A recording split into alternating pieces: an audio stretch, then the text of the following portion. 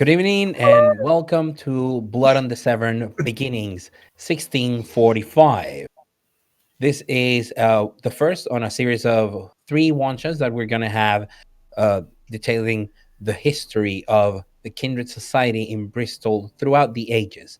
We're going to start today with a beautiful cast of our disaster ghouls.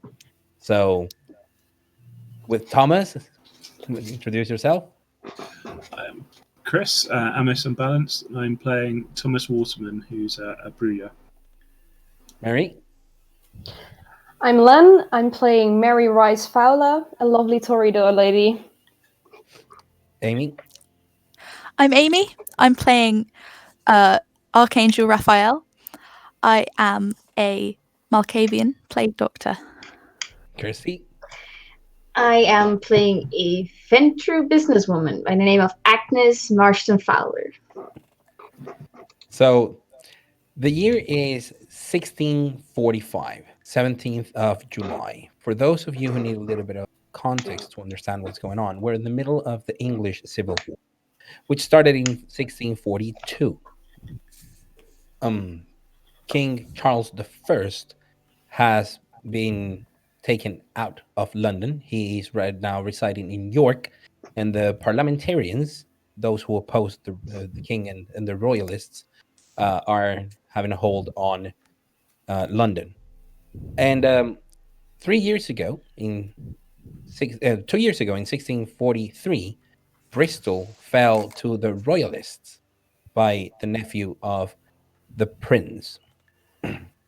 So for the last couple of years, the seat of Bristol has been under the control of the royalists. Now, King Charles is a very controversial figure, and he wishes to rule without parliament. So there is a very clear divide. This is one of the most brutal periods of English history, mainly because it was Englishmen killing Englishmen, and then Scots were involved, and the Irish. It's worth mentioning that King Charles is but the second king to be king of both Scotland and England. His father, James the First of England, sixth of Scotland, I think is how it goes. Oh, thank you. Was the first king of both countries, and now Charles finds himself in a very tough position. He has angered the Presbyterian Scots with some of his reforms, and right now the people are divided. It's not only a matter of royalists and parliamentarians; it's also a matter of Puritans and Protestants and Presbyterians. So also in religion, even though all of them are Christian, they are all divided. So we are using a group of chronicle tenets that are very unique, not only to the setting of Bristol, but also to the current era. And these are my faction, right or wrong. Bristol is a city that has not only Camarilla Kindred. The Camarilla has been created merely a century or two ago, which in Kindred terms is pretty much nothing. But there is a very strong Anarch faction here with a council, and they have a lot of people. A lot of them are just Kindred that refuse to join a sect, refuse to join the Camarilla, even though their clans decided to do so. And there are some that, instead of directly opposing the ideas of the Camarilla, just want to be left alone. They're in no way, shape, or form organized. It's just a bunch of independents, and there are not that many. So my faction, right and wrong, is a chronicle tenet that goes according to what Blood on the Severn is and always will be. Is your faction above all. The second chronicle tenet is obey Christianity and respect its more and obey its moral laws. It's time, even though there is a divide in religion at the moment, Christianity is still very, very pervasive in the lives of people around the late medieval era and the early modern era. So the moral laws of Christianity, the core moral laws of Christianity, are still very important because they're a vital part of what is society. And last but not least, obey authority. This is a time, it's a feudal time of kings and lords, but also for the Camarilla of elders and primogens and princes. So these are the chronicle tenets. Now, to introduce our characters, let's start with Thomas. Thomas is pairing with this newcomer. He came from France. He arrived by boat, by ship, a week ago, and through common acquaintances, you have been taken to spar in the little studio that has been converted by Lake Finch as a sort of a mini dueling academy from his former days as a sword master. Guillaume, which is the name of this Camarilla toreador coming from France, from the courts of love, Guillaume Boulot, he's partial to the Venetian fencing, but also is very curious about what's going on. And as you are going back and forth, he's asking questions. So, Thomas, is the king safe? Oh, safe. Who can say? There are definitely some in Parliament that are calling for his death, even. And to be honest, who can blame them at this point? His armies have suffered great defeats in the last couple of months. Who knows? Who can tell? The death of a king is a bad thing. You would imagine that the people of England would be loyal to his king. I mean that is definitely the argument of the king, certainly. But there are other arguments against that. I mean, we in England have a strong Gothic tradition. I mean, I'm not sure if you're aware of the findings of the Roman general Tacitus over in Sweden recently, but we in England are a proud Gothic people, a people that have historically voted for their leaders and put in a leader that is best, nothing to do with this divine right of kings or whatever it is that Charles is insisting upon. But you had the balance. As he says that he switches his footing as to take you out of balance, or at least in an attempt. You had a balance. You had the king and you had the parliament. Both were working together. Well, again, they did, but James was a much spendthrift as his son was, but just less of a taste for conflict, I guess. I mean, Parliament worked well for 40 years or so, but not so much now. I mean, perhaps it is time for a change. And where do you stand, Thomas? Well, I very much believe that we are a free people. We should choose our leaders.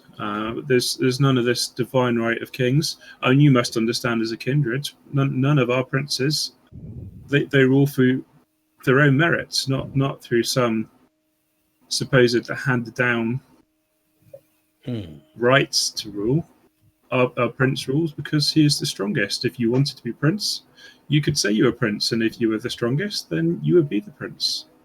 And surely that should be the same for the kine in one way or another. I've never thought about that in that way, but it is true. Many of the princes in France, they are the strongest of their domains. And at this, Lee just says, right foot in, Thomas. Right foot in. As Yes. as Guillaume does a little feint that catches you a little bit off guard. Hmm. So, what is what could I do during this time here in Bristol? I'm afraid that I've heard rumors of armies advancing, and I wouldn't want to be here if wars comes to happen.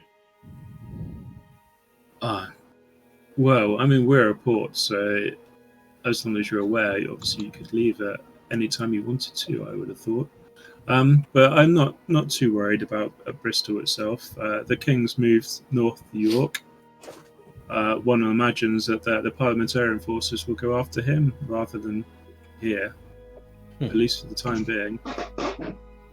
So, in this exchange, not only of words and conversation, there are strikes back and forth.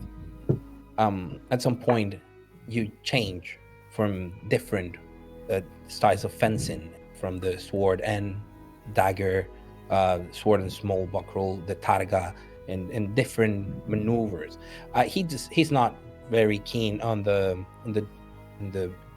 two-handed sword fighting style, which is something that is also part of the fencing school, the English fencing school. And you discuss some of those finer points with Lee. Once Young departs and thanks you deeply for not only the practice but also for the information and your point of view, Lee stays with you a little longer. Well, you stay with him a little longer. So, that style he had, it's different from what I've seen lately. Is that a new fencing school out there? I believe so. There is certainly they favour the rapier a lot more on the continent. Hmm. Yeah, to be honest, as you know, I follow Silver's teaching, George Silver's teachings, and obviously, in a time of conflict, a more battlefield style is a great advantage here. But things are different in Absolutely. France. His rapier will do nothing against cavalry. Well, no, quite. Hmm. But I'm still curious. Let's see if I can find out a little bit about that style that he's been using. Well, it's always good, I suppose, to know Well, a little, know your enemy, isn't it? So, if quite. only to understand what your enemy is up to. And you see that the political conversation, it almost doesn't touch him. He's an old man, and he's concerned with one thing and one thing only: swordsmanship, the art of swordsmanship. This is not something that he sees as a profession, nor as a hobby, not even as a utilitarian thing.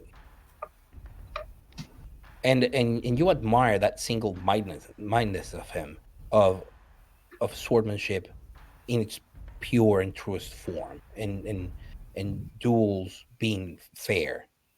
It's a battle of skill. He disdains the use of firearms and gunpowder because any idiot can shoot. If not, ask those royalists and parliamentarians that are killing each other. So we will depart from League Finch's Swordmaster League Finch's little dueling arena and go to a slightly bleaker place. Um, in a house in the outskirts of Bristol, close to what is a marsh near the River Avon, there is the house of a soldier, of a royalist soldier who has come back from the battlefield. He's Christian, an Irishman that came afflicted not only by wounds but by typhus. The plague is ravaging the land and the armies, and now the cities. Raphael has been called as a plague doctor to tend to this poor man. His wife, Laura, is worried and receives you. Of course, sorry, I missed this. Before I go with Amy, can you please describe Thomas? We had just a beautiful scene with Thomas and Jon. Thomas is a little over average height. He's very well built. He's obviously some sort of a warrior, big shoulders, strong arms. He's very good looking as well. Long hair. For someone that's strongly on the parliamentarian side, he does dress finer than you might expect, but as Carlos has said, there are all sorts on both sides of this fight still. Thank you for that. Sorry, Amy. Can you describe what Laura, the soldier's wife, sees when Raphael shows up to her doorstep? So, she will see a tall figure wrapped up in black robes that seem to be sort of woolen but with a wax coating, and a leather mask shaped like a bird's head over his face in a sort of typical plague doctor fashion. Around his he has this sort of subcloak that goes around his shoulders, which is also waxed, and on it is painted a sigil similar to the sigil in the picture, if you can see it, but it is of the Archangel Raphael, and he has a cross on the hat that he wears, which is sort of similar to a Victorian top hat, but not quite. He does, for all intents and purposes, look like a sort of typical plague doctor character. Okay. Welcome, Doctor. Can you please tend to Of course. The man lies in bed. The signs of typhus are evident, and he looks weak and pale. A rash? It's not. You don't see anything, but you would have to examine further. I imagine using your cane to remove clothes at a distance and prod and touch. Can you do an intelligence plus medicine roll for us? I will do exactly that. That is amazing. Following structure. So, how do you get it in my good side? I'm joking. I'm joking, by the way. And there we go. 3 successes. So 3 successes. That's more than enough. Oh, your hunger was 2. Sorry about that. And you do see that he is not in the later in the terminal stages. He just has developed a broader rash, probably because of his personal humors. But it's not something that you cannot deal with as usual with the usual treatment for typhus. So what you have to avoid is for the fever to go to his mind. So have to clear the air of the miasmas that can be noxious. So what do? Do you treat him? Do you talk to him? I will say to him, so, typhus, it seems.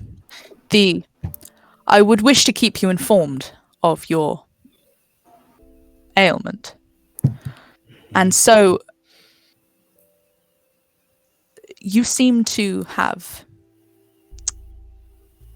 and I would like to look at, to see further the symptoms that may be shown. But first I will attempt to remove the air of miasmas, and he will reach into this sort of bags he has at his side. He's got some bags around a belt, and he will take some a pomander, so a sort of small bouquet of flowers or herbs, and he will turn to the woman, his wife. Is she still in the room?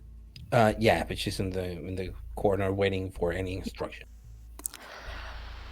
My lady, please can you light this? Have you got any incense burners or any? She goes and procures one quite fast. Yeah.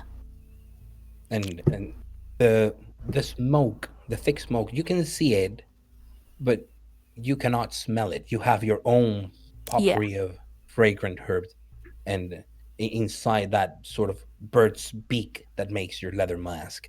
But you do know how that commander that she's burning smells like, and you're certain that that will clear the air of any miasmas that can worsen the condition of the soldier.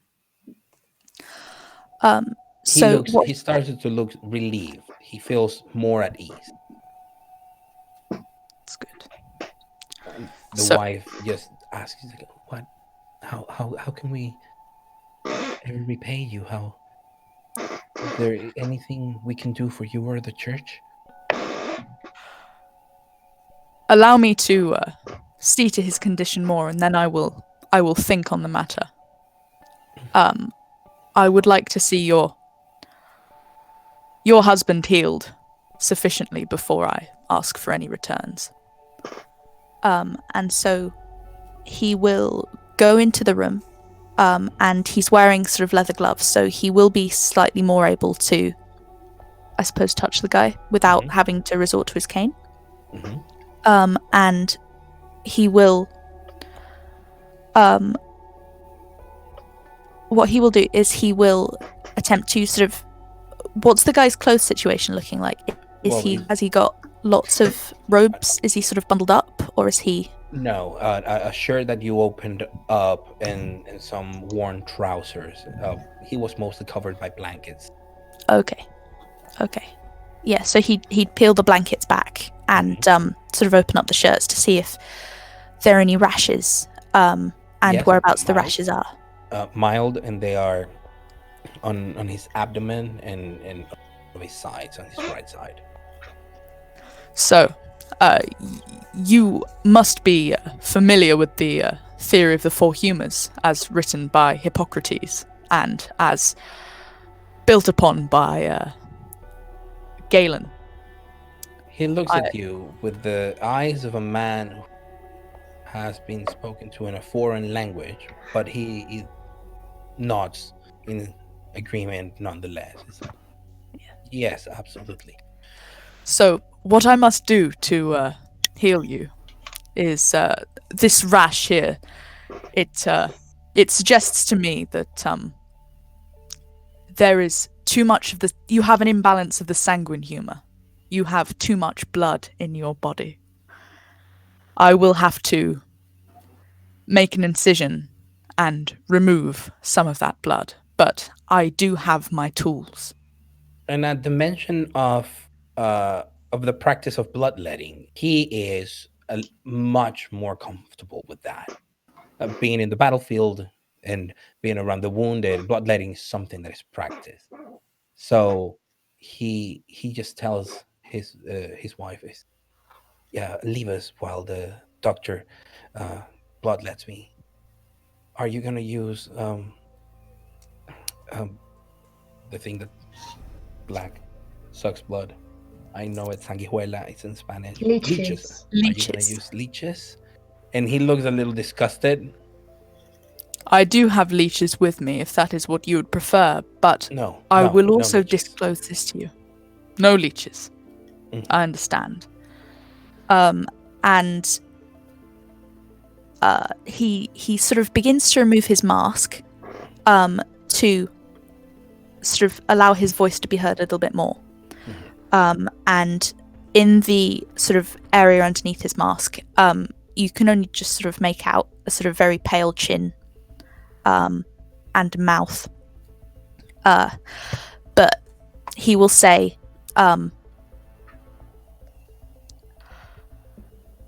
so, are you a man of faith, sir? Yes, doctor. Would you believe me if I were to tell you that my place here is to heal?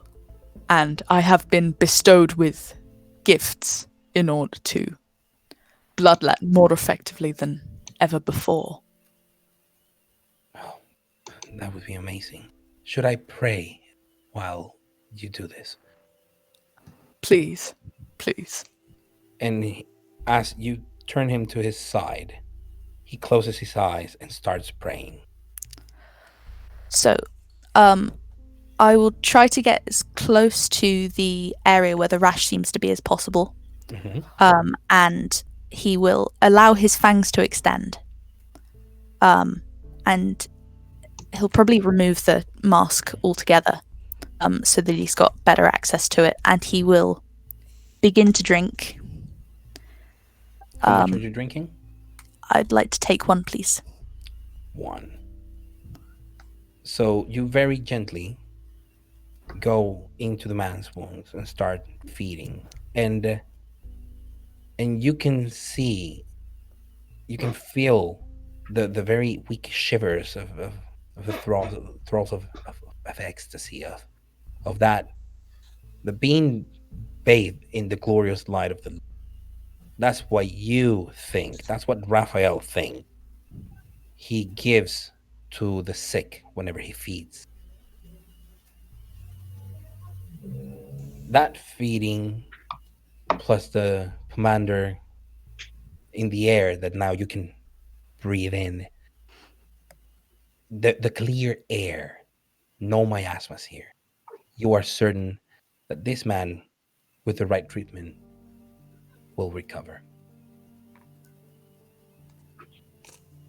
And now, onto a much posher place,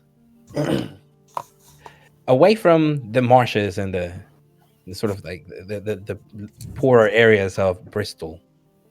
There is a very nice place, a little bit more than nice even. It is closer to the castle, but on the other side, sorry, of the river, in what is the area that goes to the Avon and the docks, in the area of the temple. And this is a family that used to belong to the eldest of the Fowler brothers. Now, the Fowler brothers, each of them married very interesting women that have outlived them both. Agnes and Mary, sisters-in-law by mortal convention, but from different clans in the eyes of Kine, are still related and are having a lovely cup of blood in the manner of tea that has been enhanced by Mary, who's coming back from a very successful endeavor. I'll leave you, ladies, to describe yourselves. Mary? Agnes, you first. Oh, me? Agnes, well, whatever you want. I'll go first. Mary is a 55-year-old looking lady. She has white hair, which are birched back on her head in a bun right here. Mm-hmm. She hasn't caught that without wearing headwear, so she is wearing a fascinator of some sort, fashioned with flowers. Okay. She is wearing proper attire because she just got out of her colleges, which she gives to scholars who would like to learn more about botany or any form of garden architecture that she does. Mm-hmm. And she is a Toreador lady.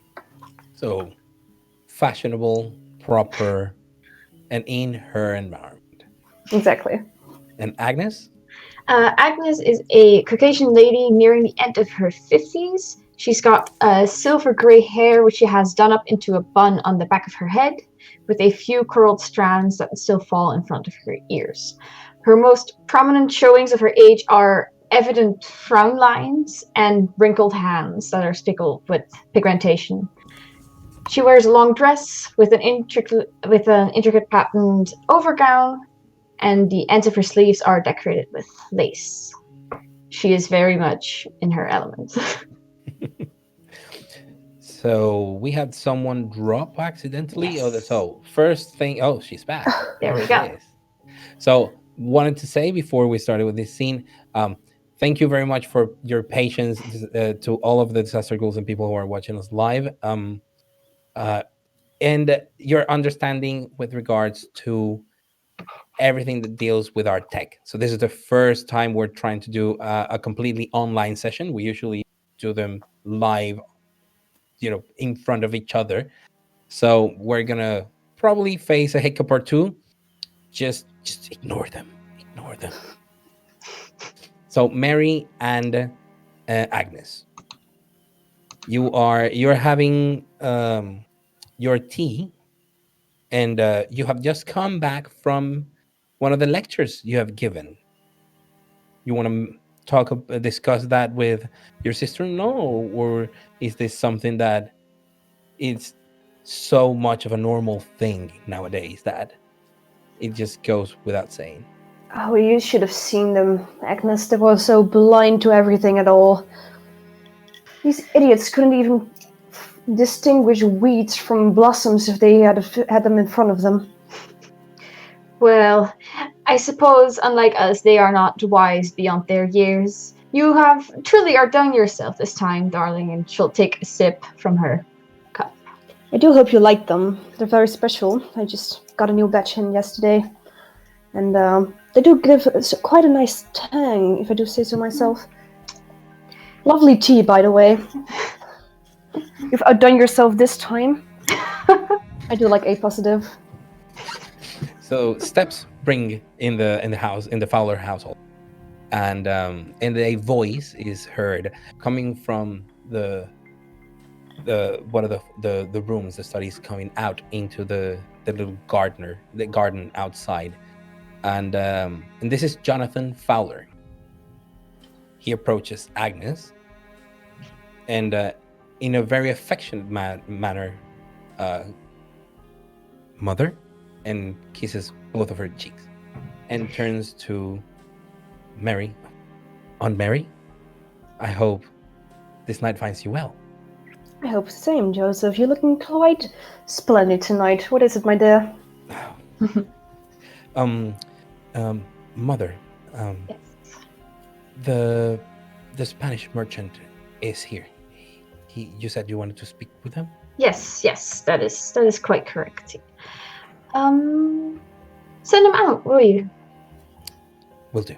And he goes outside and comes back with this man. He looks to be in his mid-30s. He walks with his clothes are decidedly more extravagant than what propriety would suggest. So you get the idea that he might be a very successful merchant with very humble and not so learned beginnings. And he approaches. He has a long mane of black hair that he wears completely loose, and a nicely trimmed beard and mustache. Agnes will set aside her cup and rise to her feet as he approaches. I will remain sitting. She is very much welcome to. Miss Fowler, a pleasure to make your acquaintance. A pleasure. What can I help you with? I am Diego Rodriguez de Espinoza, and I have come to tell you personally that I sadly have to stop doing any business with the city of Bristol. It's nothing to do with you or the Fowler. You have been nothing but gracious to me. With our fine city, can I ask perhaps why that is?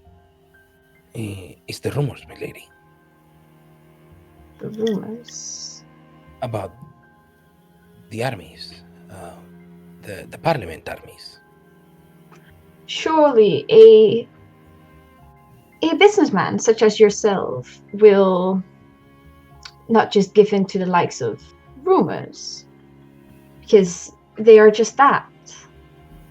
Well, they They're- seem to be more than rumors, milady. I have been in the trade routes on the way to Liverpool, and it is true, Bristol is moving a lot of gunpowder, and a lot of it is coming from your coffers. Gunpowder for the war effort and weapons, firearms, muskets. But the number of muskets that are being handed over to the Parliamentarian army is much greater. And I am sure you're aware that there is the campaign of Cromwell also in the Midlands. It's not an ideal time to be caught in the wrong side of the war. I do not support neither the royalists nor the parliamentarians. This is not my country. But commerce will be affected. I see. Of course, I understand the worry that our commerce would be affected by this dreadful war, but believe me, it would be a disgrace should the Fowler family business fall to such a degree. I can assure you that whichever side comes out on top, we can continue to do business as normal. So I would ask for your patience for just a bit longer. If I may interrupt such a pleasant conversation, Oh, you do know and you realize that this country is being torn apart between either two, and that no matter where you're gonna get your goods from, it will be sided by either the parliamentarians or the royalists.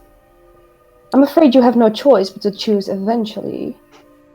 It would be a shame, however, to throw away such a good history of negotiations between our two merchandises.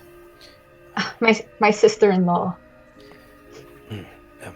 Pleasure to make your acquaintance. Mary. Kirsty, make a charisma plus persuasion roll. Persuasion. It's a negotiation, Mm-hmm.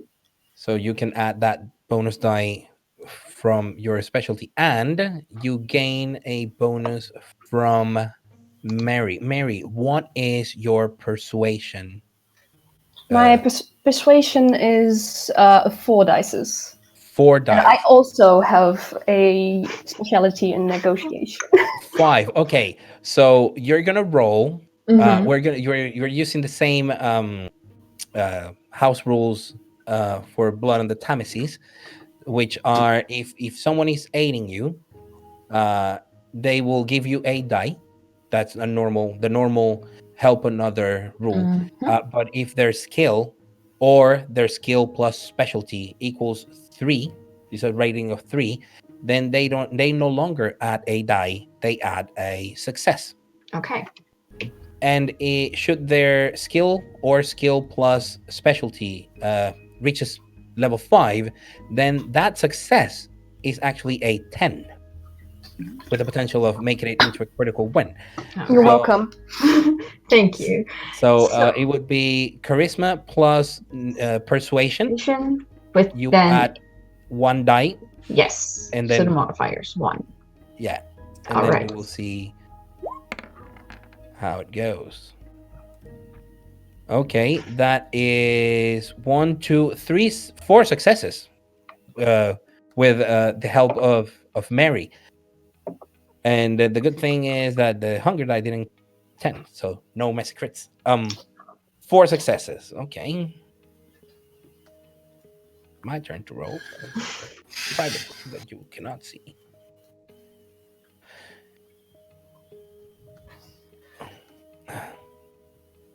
Pleasure, milady Mary. You speak true words. I will have to choose eventually.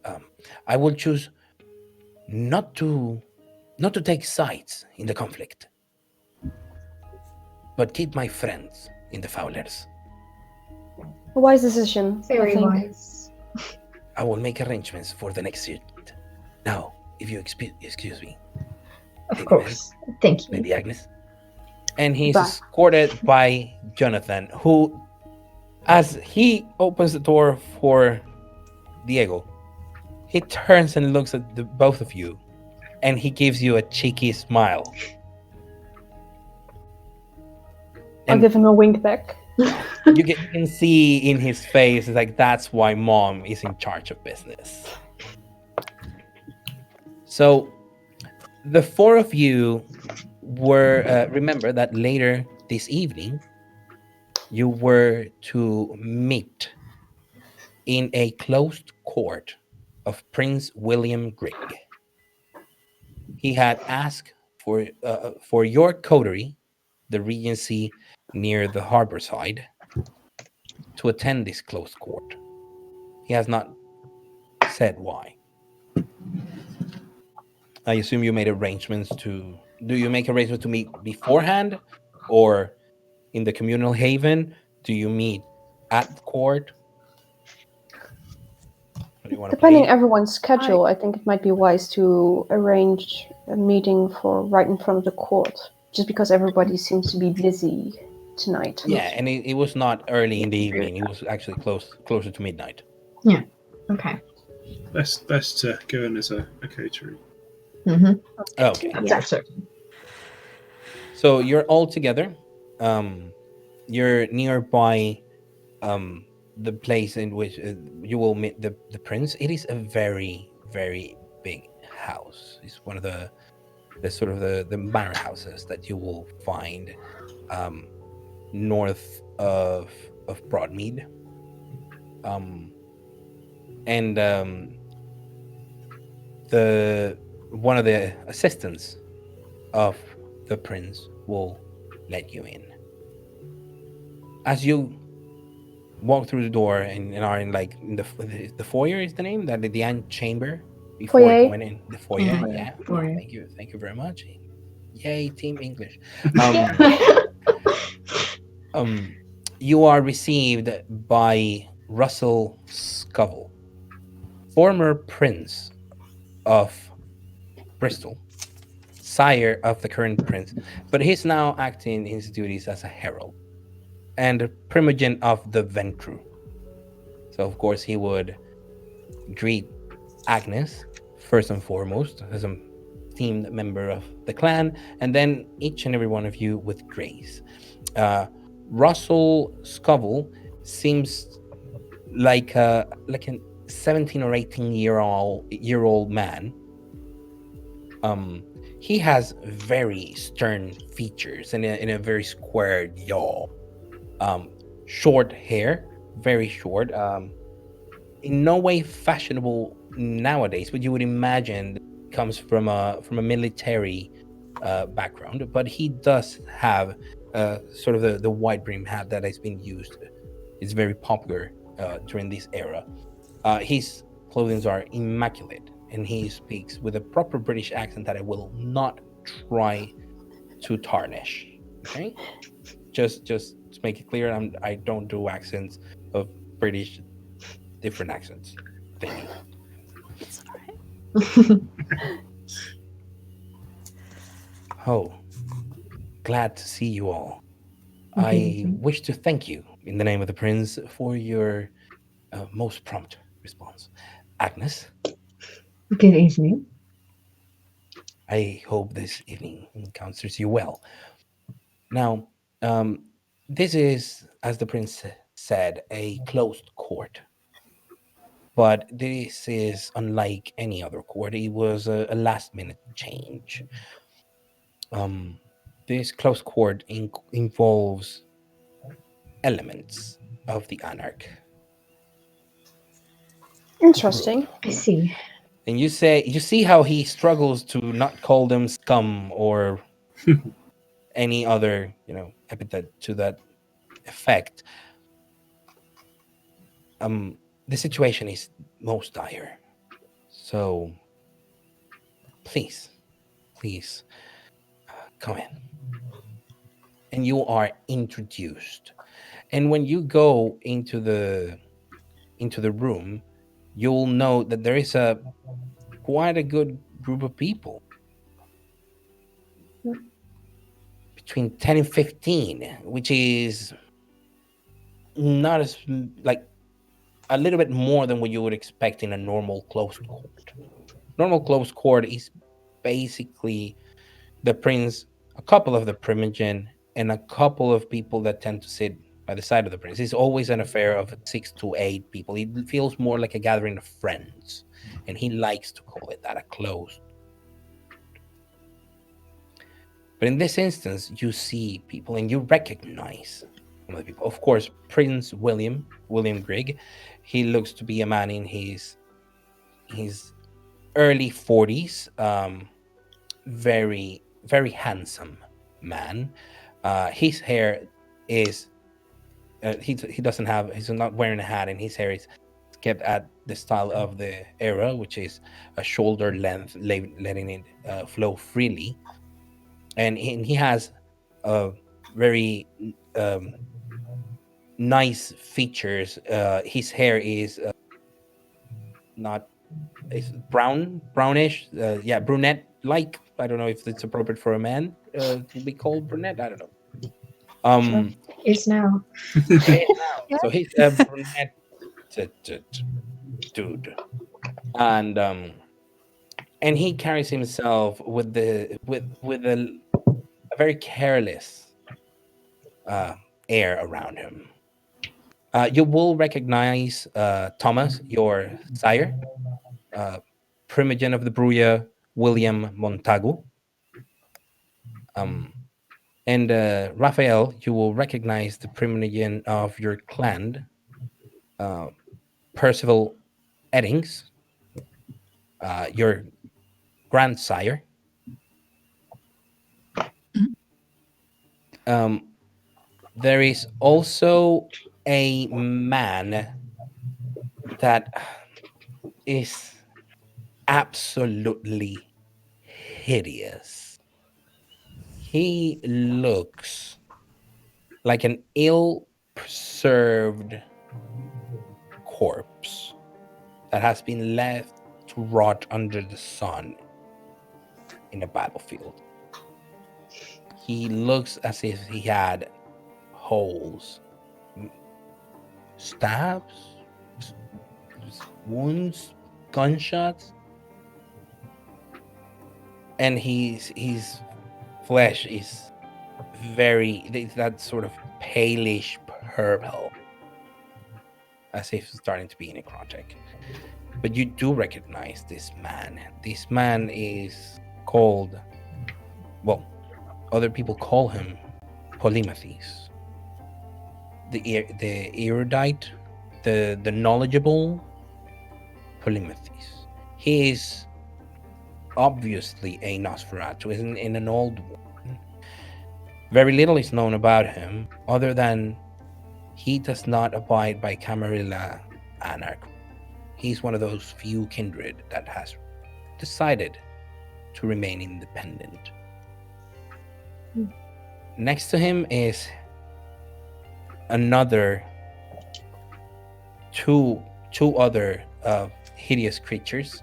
One of them you do recognize as Cassiel, Polymathes' child, and he looks actually like a very dignified man.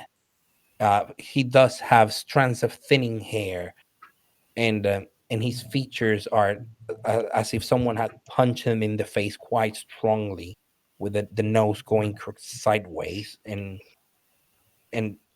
that sort of quality that the mouth and teeth would have when they're bent inwards. Um, so you can hear him sort of breathe, even though you would doubt he's actually breathing.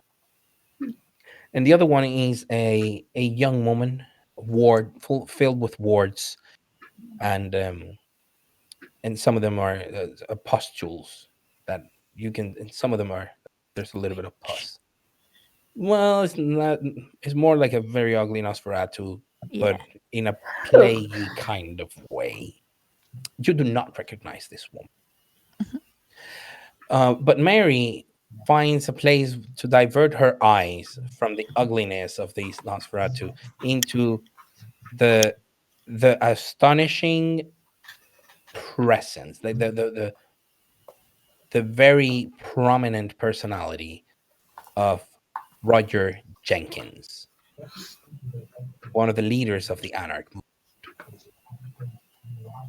He is accompanied by others who sometimes you could have probably seen but not recognized. You do know that none of them are Camarilla, but he is now speaking. Roger is now speaking to Ian Thorpe, his child, and also the Toreador primogen of the Camarilla. Sire and child are present. Same bloodline, two factions. Ah, here you are. Welcome. Please, please. Good Thank evening. you. You are introduced to everybody. The figures that you have not, that you didn't recognize before, are Isaac Gormath and Rodrigo Salvatierra.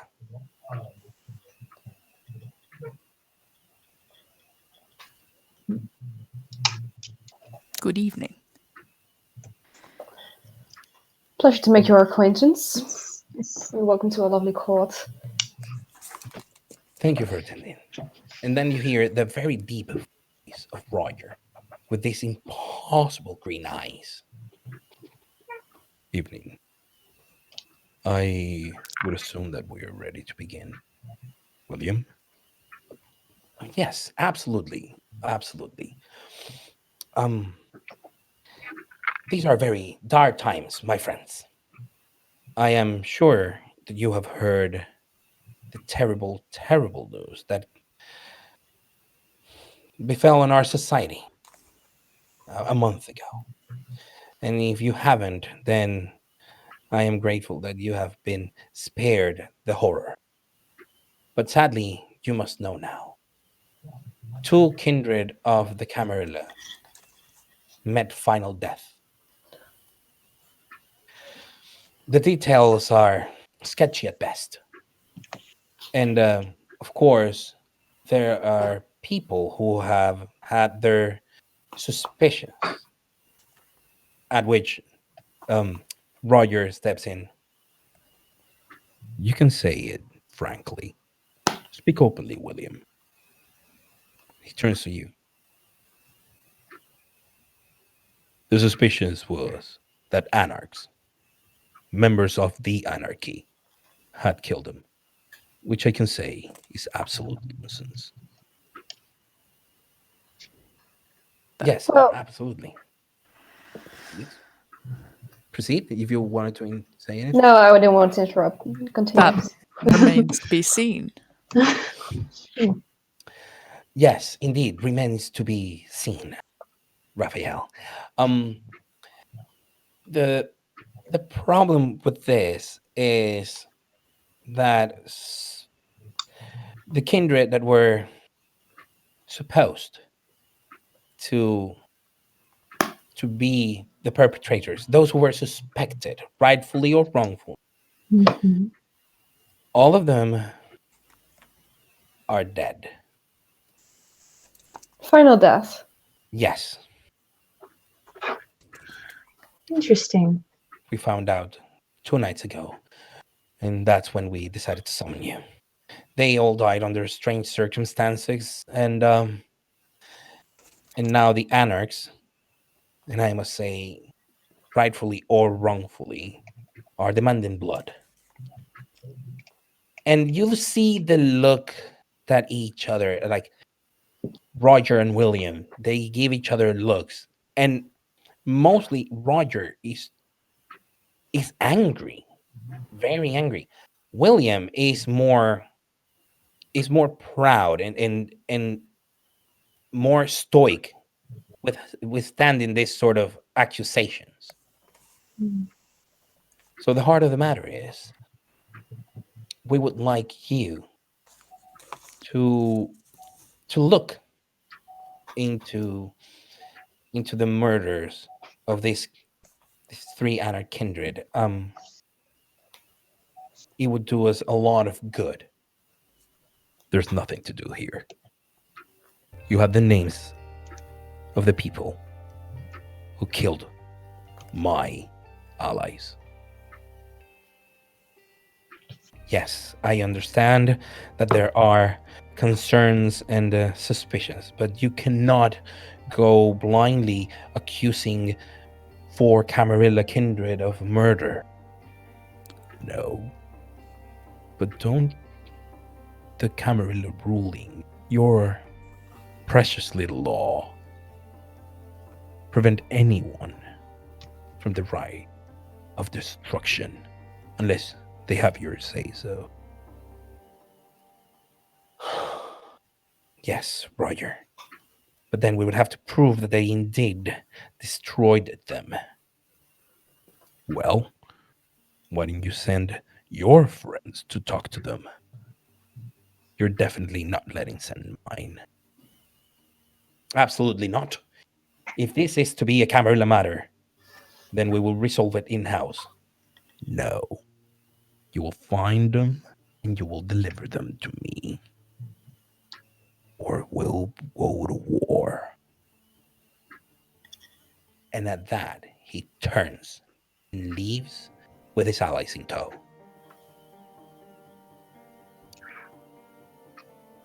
It's just you, the few Primogen, and these trio of Nosferatus left. Strong words right there. You think you reckon he's bluffing? I do not. Roger is no stranger to war. He has battled in many occasions, in many wars. If he's talking about war, it's because he means it. He will not say the words lightly, and I cannot help but understand his position. If it were me and Kindred under my protection were killed, with strong suspicions of the Anarchs being involved, I would be as livid as he is. This is a most troubling situation. Who are these subsect? Oh my gosh, I can't talk Subject? tonight. Who are these suspects then? Oh, the suspects.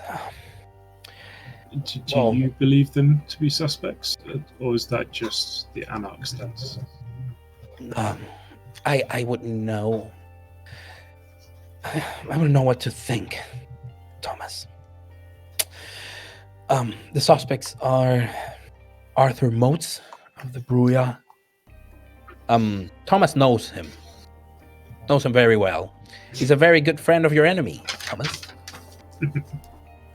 A Bruja royalist, as passionate about the reign of Charles I as you are passionate against it. Simon Winters, which is also a name you recognize, Thomas, because he's one of the man-at-arms of the royalist garrison in Bristol. He's not he hasn't been in Bristol for long. He came with the royalists when they brutally took over Bristol 2 years ago.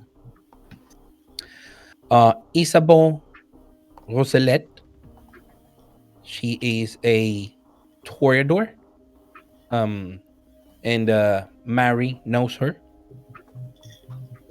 And Sophie Woods, who you know, Raphael. Sophie is a beggar that she usually roams around St. James Priory in the horse fair. And she's a Malkavian. Indeed. Mm-hmm. As you can see, it's these 4 kindred. I cannot see them acting together. I do know that Arthur Motes and Simon Winters know each other. But Isabeau, um, and poor Sophie Woods, she's half mad. Uh, Apologies, and he turns with a heavy grin to Percival and yourself. Apologies, I didn't mean it that way. And Percival says, "No worries. Hmm. I I understand you didn't mean it in a bad way, William." And she does indeed has a stronger condition than most. Indeed. I believe that I have no such condition, but Well, you do I'm believe that told you that- have the condition of the visions. Like Oh, that's when true. you have seen the visions, but people call them madness, but you're not mad. They are mad. They cannot see clearly. So it is. So, just to wrap it up, like, just to summarize it, there are two Camarilla who met final death Mm-hmm. that have been suspicious about Anarchs being the culprits. They Mhm. have received final death. Yes. And now they are suspecting for another Camarilla Kindred. Yes. Basically, they're thinking this is an sort of an eye for an eye situation. Camarilla Kindred die, so we'll kill Anarchs, and now the Anarchs want to kill the Camarilla Kindred, which will, like, and you see the numbers: 2, 3, now 4. This is going to escalate at some point. This is going to go to all-out war. He knows it. I know it. That's what he's talking about, war now. Why wait for the escalation when you can avoid the deaths of so many? Agree with that. Do we know the identities of these? Of those 4, yes. But not of the Anarchs that passed off. Oh, the Anarchs that died, they can, you can ask. They will. They don't have that information right now. They know the names, but they don't have further information. And the information is usually just name and profession. Anarchs usually don't go around sharing their clans or bloodlines. They are much looser in that regard. They don't care which clan you're coming from. But if you want those names, It would certainly help the investigation. all they have. Okay. So the 3 kindred who died. Bear with me because I have like a gazillion things open. There. Okay, the 3 Camarillas are Richard Kendall, a stonemason. Richard Kendall, stonemason. Charles Breyer. He is a physician and a natural philosopher.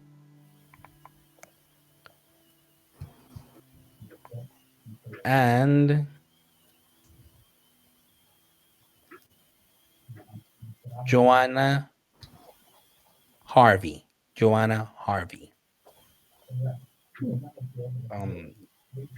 She was, well, she owned a couple of cobblers. Like she had cobblers. She worked with cobblers and the sort of in the fashion industry, if you want to call it, the early fashion. Yeah.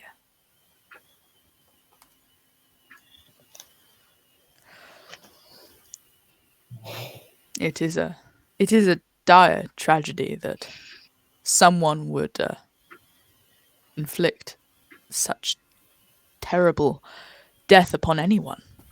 But why? Were these people the Camarilla that were killed as well? Who were they? And were they involved in any such strange businesses, or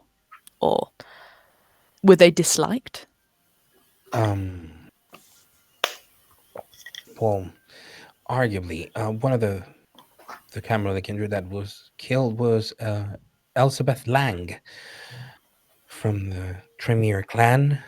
She was supposed to meet with the regent, and the other person who was supposed who was killed was Anne Marie the Boer, a Toreador visitor from the Netherlands.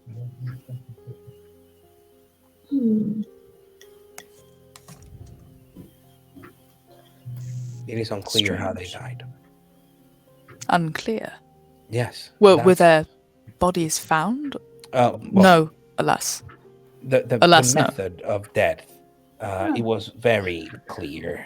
They were decapitated. The circumstances of their death, the reasons, they are unknown. Where was the site of it? The two Camarilla Kindred, the bodies were found in. Got it here. There we go. The bodies were found in near the Old Market.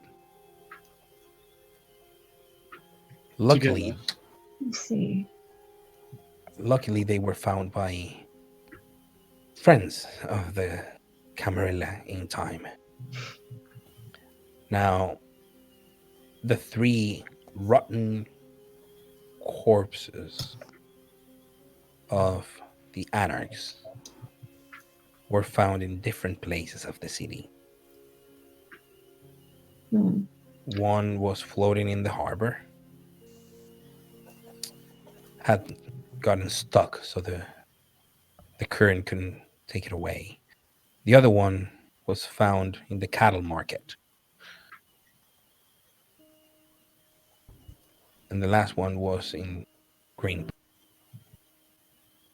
Where? Oh, in Green Park, College Green. College Green. And they were all found the same night? They were found in 2 different nights.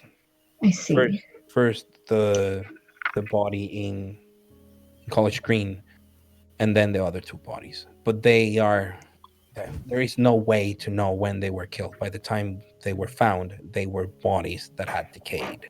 Of course. Were they decapitated as well? No.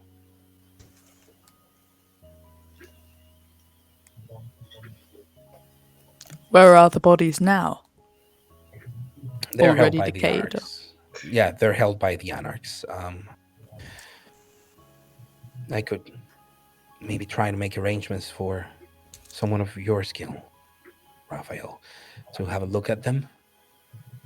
That would be much, much appreciated. I would find that befitting, if it would help to explain the tragic circumstances of such a foul murder. Understood. Oh, but well, I will assume that I will leave it upon you to help us understand what's going on and how this happened. Most importantly, our guests here from the Independents, they are very keen on helping this matter be resolved. But I'm afraid they are much dire news, the ones they bring. And the woman with the warts and the pustules approaches. My prince, I come with sad news. The parliamentarian army have just given a lethal blow to the royalists in the Midlands, and through my connections with the Nosferatu in Cardiff. We have it on good word that Sir Oliver Cromwell heads for the city. Here. Yes, Hmm. lady. So it seemed our visitor was right, Agnes. It would appear so. How many nights do you reckon we have? Well, not long. It might not be Cromwell's army the one that reaches for Bristol, but if he's moving in this direction, other armies will as well. I see. Probably a month, The rivers will run red. 2, at most. It will be a short battle that the parliamentarians are overwhelmingly strong these days. People around you, some of them, the ones who clearly have flush of hell, breathe in as in, I would say something if you weren't right. Because, I mean, most of them are clearly royalists, and they have been so for centuries. Well, hopefully you can find an answer. I have managed to secure a month for the investigations, given the situation in the city right now with the impending. So I will send for you, Raphael, with information whenever the Anarch bodies can be examined. Thank you. Many thanks.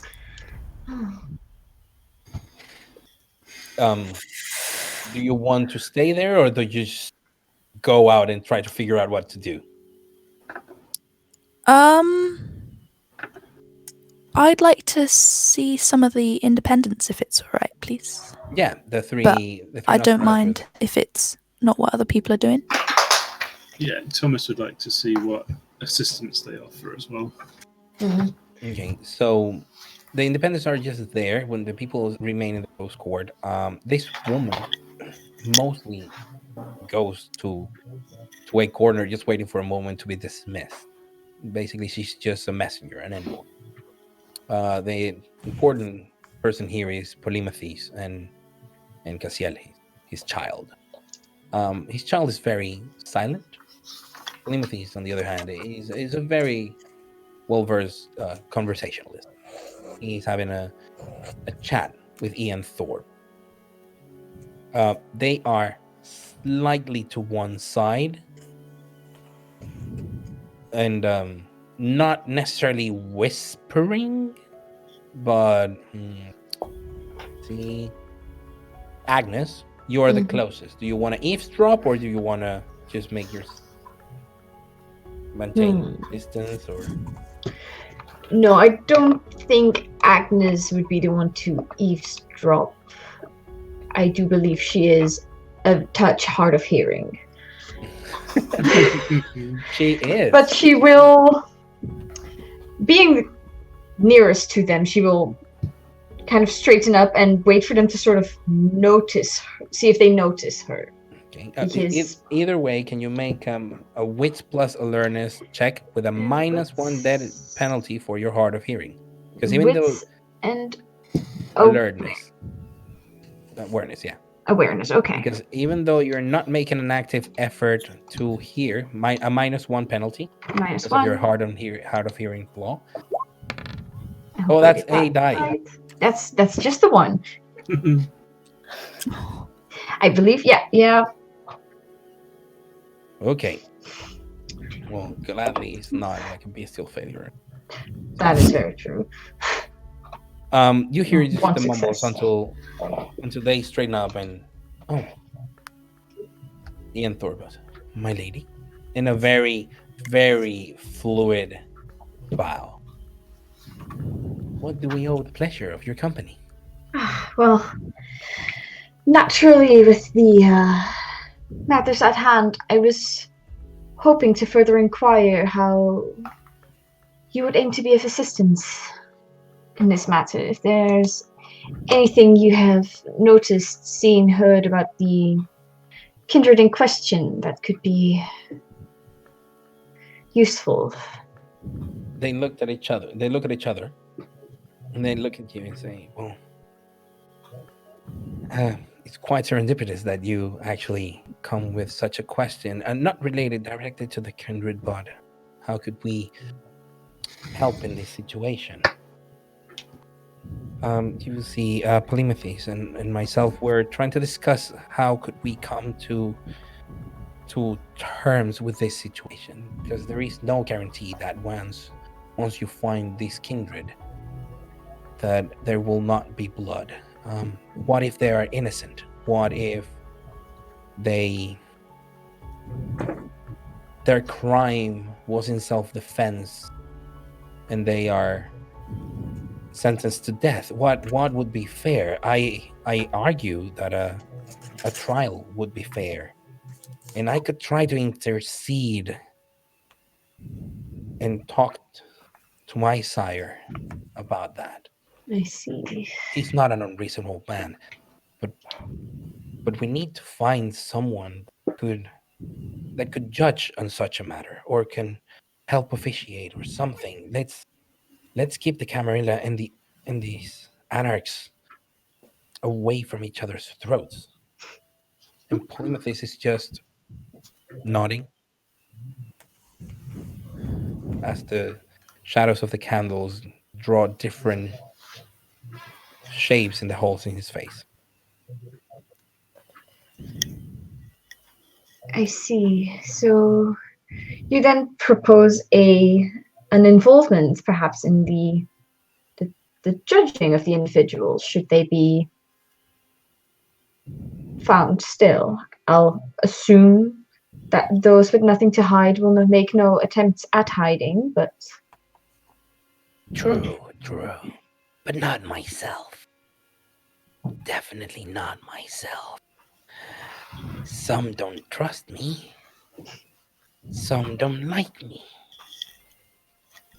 But maybe someone can help and be your impartial vote, your decisive judge in such matters. I'm still not convinced, Polymathes.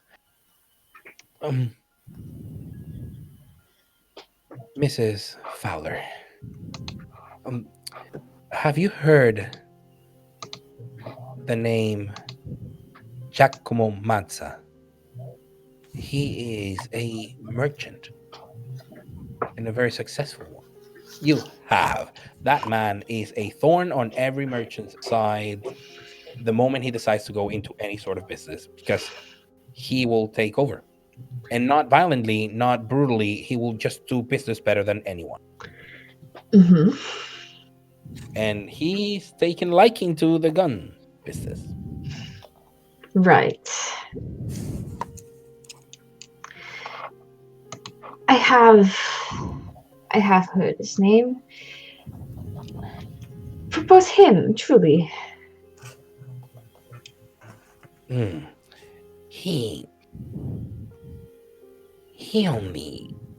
He's only interested in making money, but not because he likes money, but because he can make it. He cannot be bought. A man who has everything cannot be bought. Well, I would tend to agree with that, but I do not know if he would agree to such a thing. He has decidedly, he's been very adamant about remaining impartial.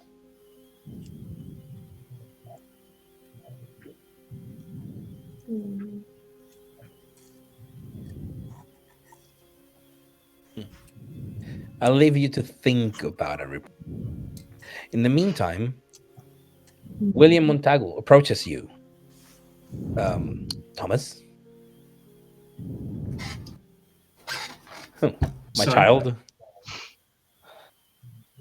I hope you are fine this evening. Very well, thank you, yes. Dire news. Troubling times indeed. So I thought the news would be better, but The Lord gives them one hand and takes away the other. And he whispers, well, the only saving grace I believe we should thank the Lord is that the suspects are royalists, so no one will miss them in case Well, things go awry. That is true, but the truth is a stronger motivator, surely, than which side of kind struggles they sit on. I would suggest you start your search, at least for the two rabble rousers. Well, quite, yes. I mean, They innocent or not, they are far more likely to cause trouble and well worth tracking down soonest. Yeah. Well, it is known that they usually hang around near the town marsh on the other side of the chapel. Is where they're practicing their archery and their fencing. Maybe you can find them in that place. And Thomas, Yes, bring help. Don't go alone. very well, yes. They don't like you there. They don't like our kind. It's half the fun, surely. He turns around and goes to talk to other people. Mary, what are you up to? If I do have the chance, I would like to speak to William Gregg. Yes, the prince, of course. If he's not left the room yet. No. He's still very much in there. Oh, I'm sorry, my lord. I just have to ask. What are your plans with the upcoming war that's now brought to our doorstep? troubling times when the rose worries about. I'm afraid that my main driver is to avoid Kindred war. When the city changed hands from parliamentarians to royalists a couple of years back, we managed to maintain the peace. Yes, there were some casualties on either side, but it is agreed that those are the ones that decided to take the conflict from the mortal world to our world, which is not the norm. So I would very much try to keep things civil. I very much wish to vie for peace.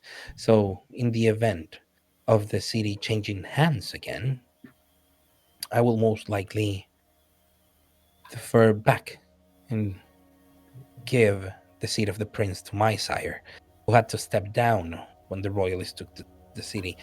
You see, we are both constitutional monarchists.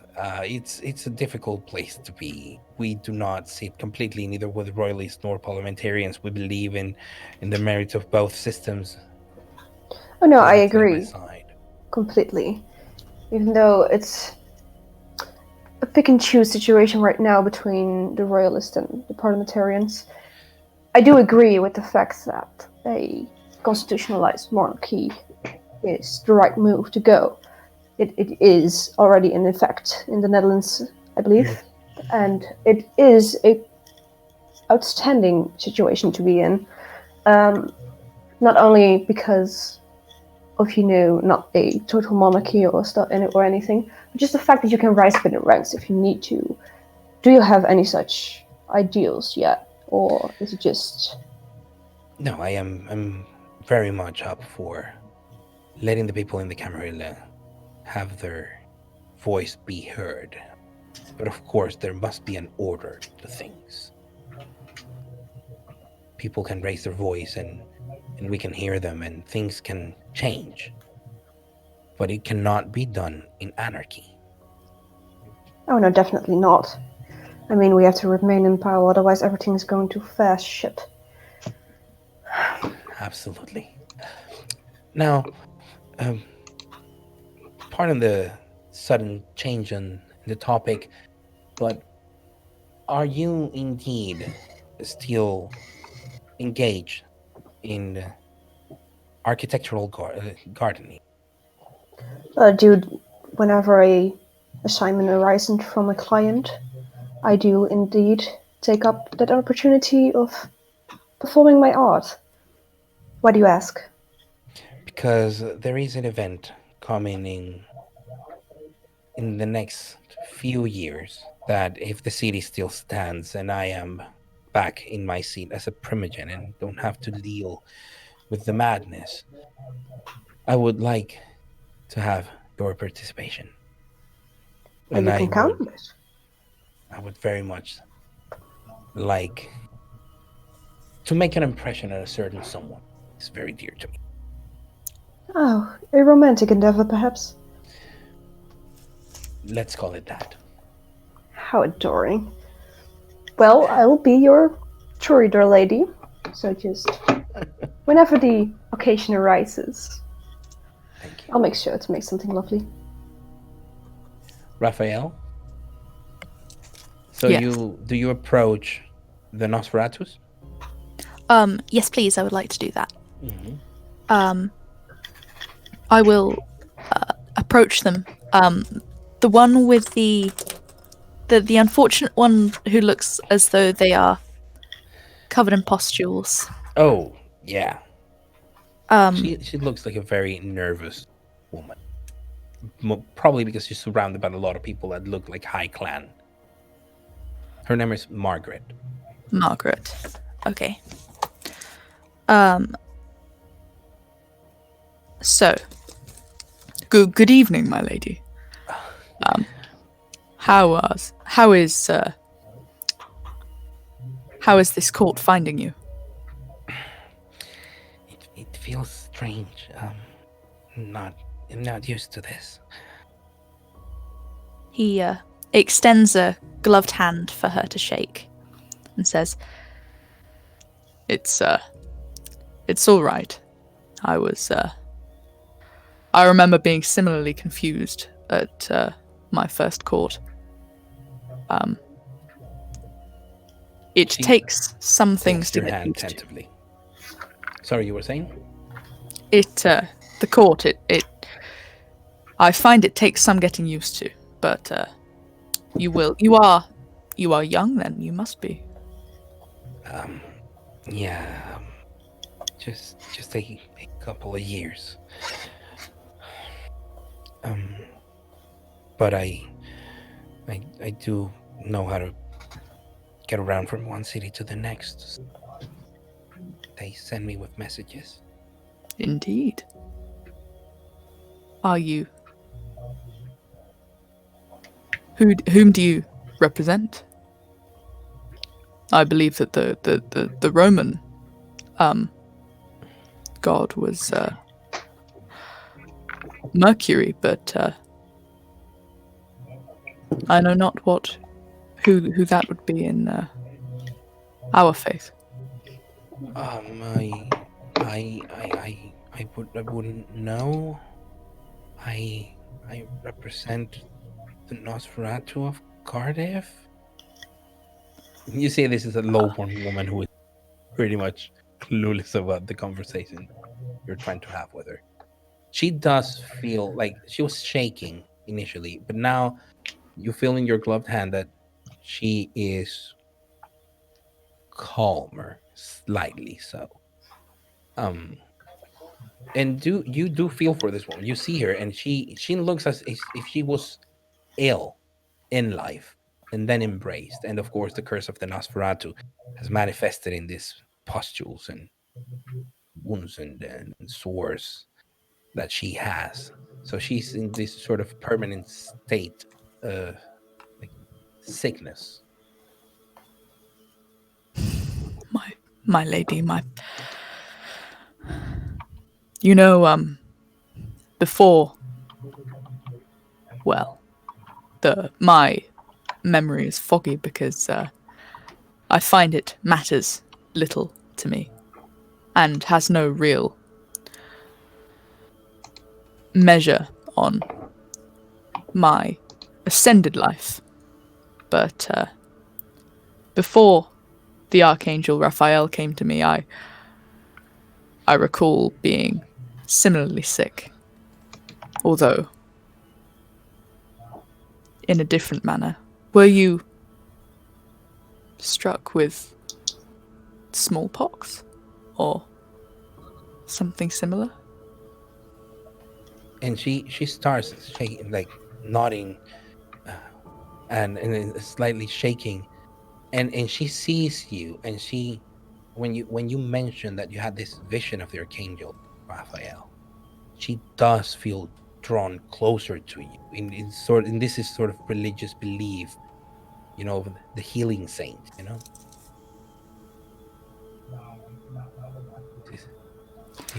Did he really bless you? He did.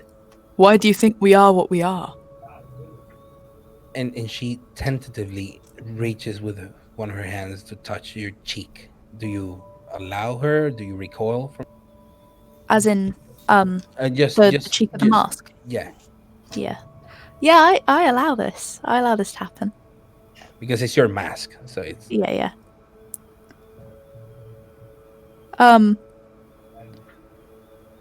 Well, I know little of.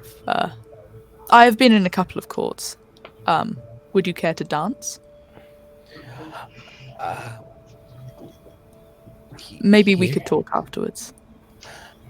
And as you're about to take her to dance, before she manages to muster an answer, you turn to see the dance floor and the small group of musicians that, yes, have arrived, but in such a manner that they are barely noticeable. No one knows.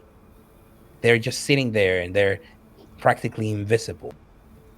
They have not started their music, and the dance floor looks like a marsh.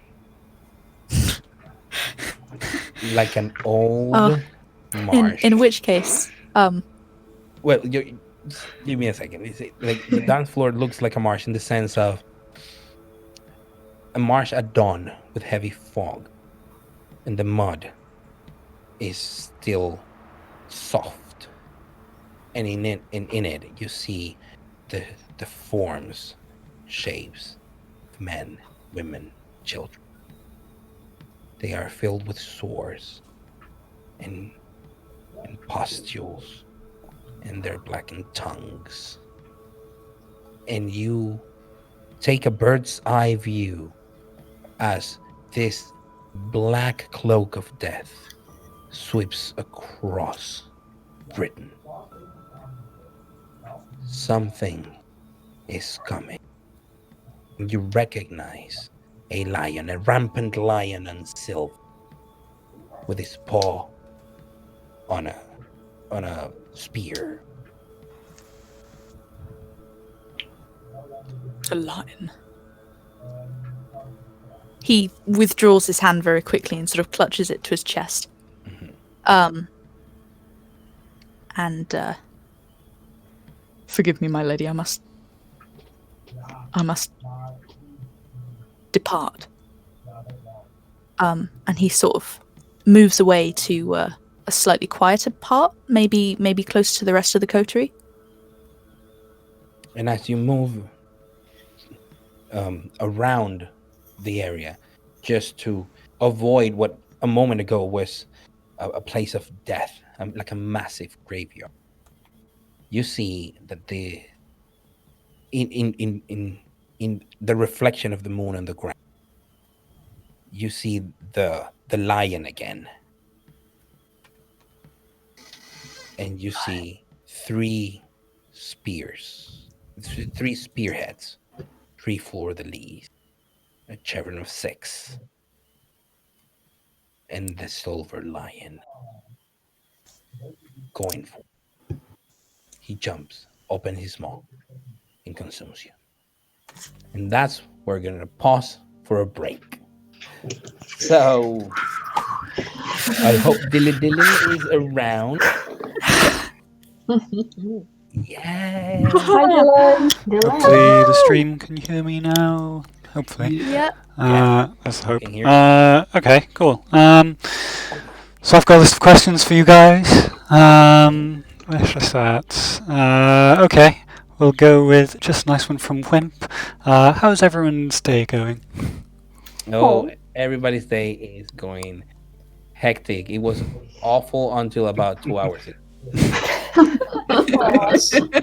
Oh, Carlos, you want to talk about it? No, I already bored Peter out of his mind with what happened. How about you guys? Very similar to you, I think. Hectic up until a couple hours ago. I mean, Okay. got most of an essay done on Productive.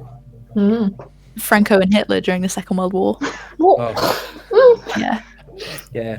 I had a few meetings with both my school and my internship. Times are hectic now with the whole lockdown situation, so you gotta make the most of it, I suppose. Mm-hmm.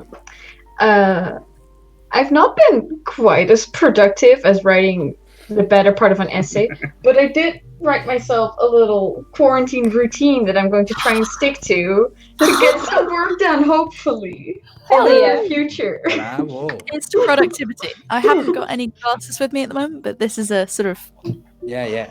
I am working on Yeah. something cool during the quarantine. I am binding my own internship report, and I made this Very cool. lovely book press. Oh, So if that's- anyone wants to know how to make your own book press and start working on making some sketchbooks or something for, I don't know, maybe vampire? Let me know, and I'll hit up the tutorial I used down below, or in the comments or whatever. fantastic. Next question, Dilly. Okay, so from Bakra Zefra to everyone, why did you pick those clans? Sorry, can you repeat the question? You The flew away. question is coming Yeah. from Why did Bakura you- Serafa, which is Phil. Yeah, which Phil, why did you guys pick the clans that you picked? I think it's why we picked this particular clan. I think because Yeah, basically. So why you're Oh, playing why did you pick the clans clan that you're playing? Yeah. So, let's go in order. Chris. Mostly because it was 1645, and there's a weird bit of history that I know a lot about, and I wanted to be a character that had a lot to do with the Gothic ideals of personal freedom, just because of the time. And then obviously Bruges fits that very well with a sort of a scholar and also someone that fights because it's a war. So it just fit the concept I had better than any of the clans. So. Cool. Len? Well, I had this idea for Mary in my head for a long time, and I've bothered my own friends with it for quite a while, about this older lady who is a garden architect and doesn't really get to see her gardens in full bloom in daylight, but she still has a lot of passion for botany and gardening and stuff. I think it would be something a little bit tragic in a sense. Yeah. And I was like, well, that perfectly fits with Toreador, and I haven't played one yet. I mostly play Ventruse and an occasional Gangrel. So it was a new thing, and I like it just far. Amy? So I've been interested in Malkavians for a while, but I haven't actually played. I've got a Toreador character at the moment that I'm playing, but I haven't actually played any other characters but that one. And I studied history of medicine, and I really loved medieval and Renaissance medicine. I wanted to bring that to the forefront at some point And of what a better way character, and this than seemed having like a plague doctor. yeah. And also at the moment it seems a little bit slightly apt. Whether if Definitely. Kirsty? well, it kind of came out of nowhere. I got this idea of a character that would be fun to play would be a lady whose husband disappeared under mysterious circumstances and left her a large sum of money. And then from there on, it kind of evolved. I like that. I What like I that wanted idea. to. I love everyone's concept, by the way. I saw them come in this week while we were throwing them together, and I was just like, I love every single one of these kids. Yeah, and I really like the concept of 4 working as a coterie in which you're covering many different fronts, but it's very like all characters feel very real to the era, which is something that's very nice. Do we have more questions, Debbie? Yep. Oh, sorry, I'm peeking a bit.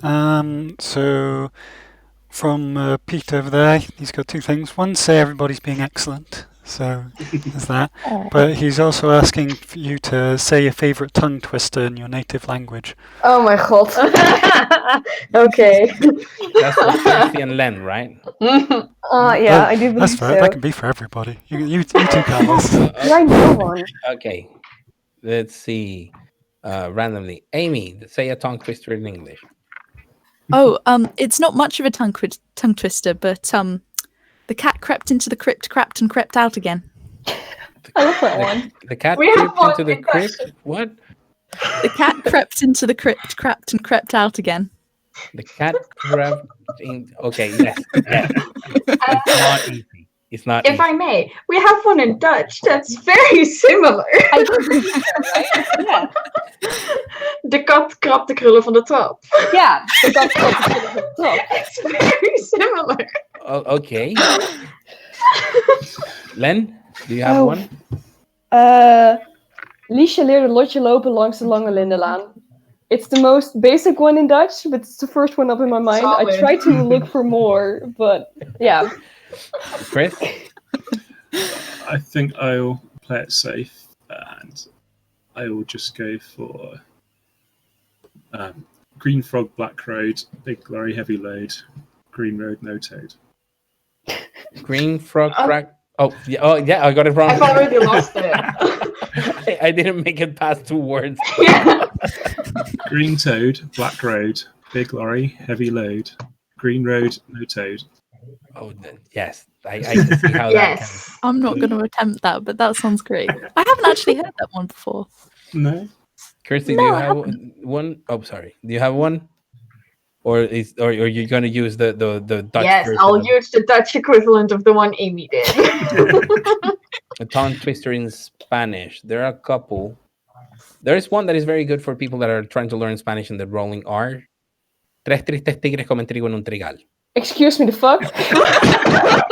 Tres tristes tigres comen trigo en un trigal. That's 3 sad tigers eat wheat in a wheat field. Wow. Me. Mood. But it has like R's and T's and R's. There are like Spanish has very convoluted. I don't know if this is probably true in every language, but very convoluted tongue twisters because of the range of sounds that you can make, like el otorrinolaringólogo de paralanquitirimcario. And It that sounds so is beautiful, though. It is. yeah. It sounds It is. lovely. Thank you very much. So I'm gonna leave it there. More questions, Tilly, or are we ready to roll? Yeah. questions. I've got.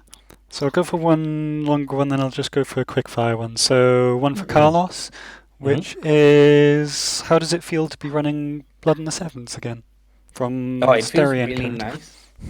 Yeah. It feels very nice to be playing Blood on the Severn again, because over the course of the last several months, when we started making like the program for our stream and what we're gonna do with after Blood on the Thames and then Blood on the Thameses, and then we're gonna be doing later on after Blood on the Thameses is done in the long future. Blood on the Severn. I've been developing the world. And then I had this idea of having some of the historical figures and the kindred throughout the ages. And now we have this amazing opportunity. And I wanted to say a big thank you to all of our disaster ghouls, starting with the 4 that are on your screens right now, or your lovely ears if you're listening to this podcast. Thank you, Chris, Len, Amy, and Kirsty, for being in the 1645 Camarilla one-shot. It Thank was you. hard pressed for time, and in 1 week, we made it. Thank you very much to the other 8 amazing disaster ghouls that are already in the spots for 1878 Autarkies and 1747 Anarch. 12 disaster ghouls in 5 days. By Friday, we already have all 12 spots and people asking, it's like, hey, is it too late? Is it too late to join? And yes, it sadly was. But if this is a super success and Peter manages a way of making me do more of these with a lot of money, then I will bring people from that waiting list and have you here with us. So it feels really nice because I feel that together now it's not just me and my friend Sam that we have been doing a lot of world building. It's now with the input of 12 extra people that are filling my mind with amazing ideas of the character and the feel of the city, and so it's really great. Cool. Okay, I'm going to go for one comment and then there'll be two quick fire questions. So from the GhostBat13, I just wanted to say that they really love the Ankh, which Imp has on internet. Oh yeah, you're right. Thank you. So that's GhostBat13, and then so Miracle Man. So Mitch is asking favorite flavor of crisp. Go. Oh my god, again. Salt and vinegar. Salt and vinegar. Salt and vinegar. Prawn crackers. Easy. Can I change the crisp for prawn crackers? Sour cream and onion. That's I will go with that. No, or cheddar. Lots of cheese. The ones that like when you grab them, you have cheese in your hands. I'll never understand you. I will never understand you. Oh no! Wait, I'm. It doesn't taste like real cheese. Favorite flavor of crisp, sweet chili. Oh, Doritos yes. sweet chili, the black bag. Also very good. Actually, I tell you what, the Poundland down the road. I don't know if they still do them, but they used to do them, and my friend used to bring them in because I could never get them myself. But they did like roast beef or roast lamb flavored crisps. Oh my god! And they were just so nice. They were really nice. How about you, Chris? I'm gonna go with ready salt. I mean, there's a lot of good flavors of crisp, but a basic ready salted crisp, lightly salted, is The best. classic, the best. It's a Classic, smatter yeah. of salt. Next. Okay, and finally, a question I failed to ask before we started, asked by Story and Code, is what did everyone have for breakfast? And I'm gonna bow out after this now. So We got here. It's like, Dylan, do you have any questions? He's gonna ask it. Chris, what do you have for breakfast? I had toast and an apple. Len. I knew this question was coming, and I told in the chat. Yes. Well, you organized it. I was gonna do a very extravagant breakfast just for this question. So I had fried eggs with thyme and salt on buttered toast and ham.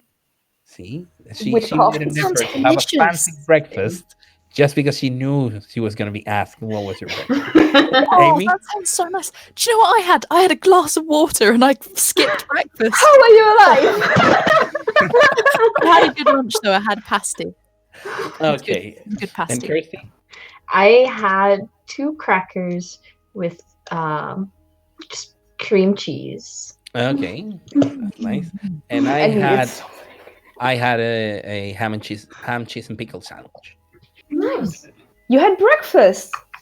Well, At what time did you At have one. breakfast? at 1.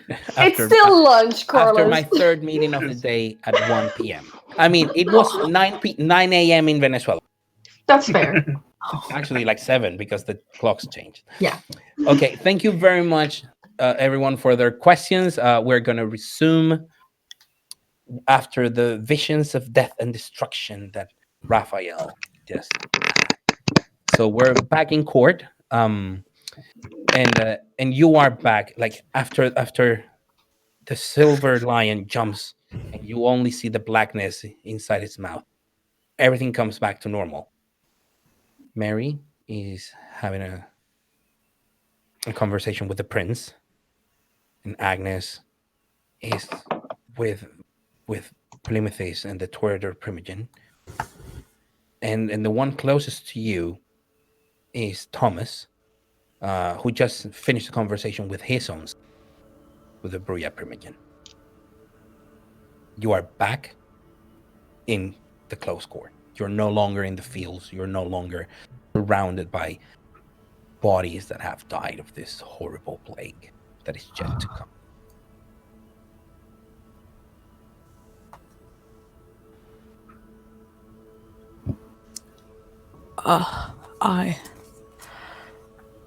He will he will go to find his nearest coterie member. Whoever's Thomas, that would closest. be Thomas. Thomas, yeah. Raphael, are you well? He sort of places both hands on his shoulders. He sort of turns around and places both hands on his shoulders, and he sort of looks at him through his mask, and he's like, I've seen something dire, something. You must believe me. This cannot be a thing of madness. There is something coming. There is something awful coming. There is. Raphael, it is only the parliamentarians. There may be a battle, but it's nothing to worry about. No. There is a lot. There is a great deal to worry about. There's some sort of plague. There's Typhus? they're all dead. And he sort of withdraws into himself and puts his hand down, and he sort of lets him go. Okay. Come, Raphael, but perhaps we should be thinking about leaving. I think perhaps you are done here. He doesn't say anything. He just sort of, if you want to direct him anywhere, then he's going to be pretty malleable. I think Thomas will try and escort Raphael out then before anyone else tries to speak to him. Yeah, and you can always go to the communal haven. Looks are passed amongst Thomas and Mary or Agnes, as in, I'm taking care of Raphael,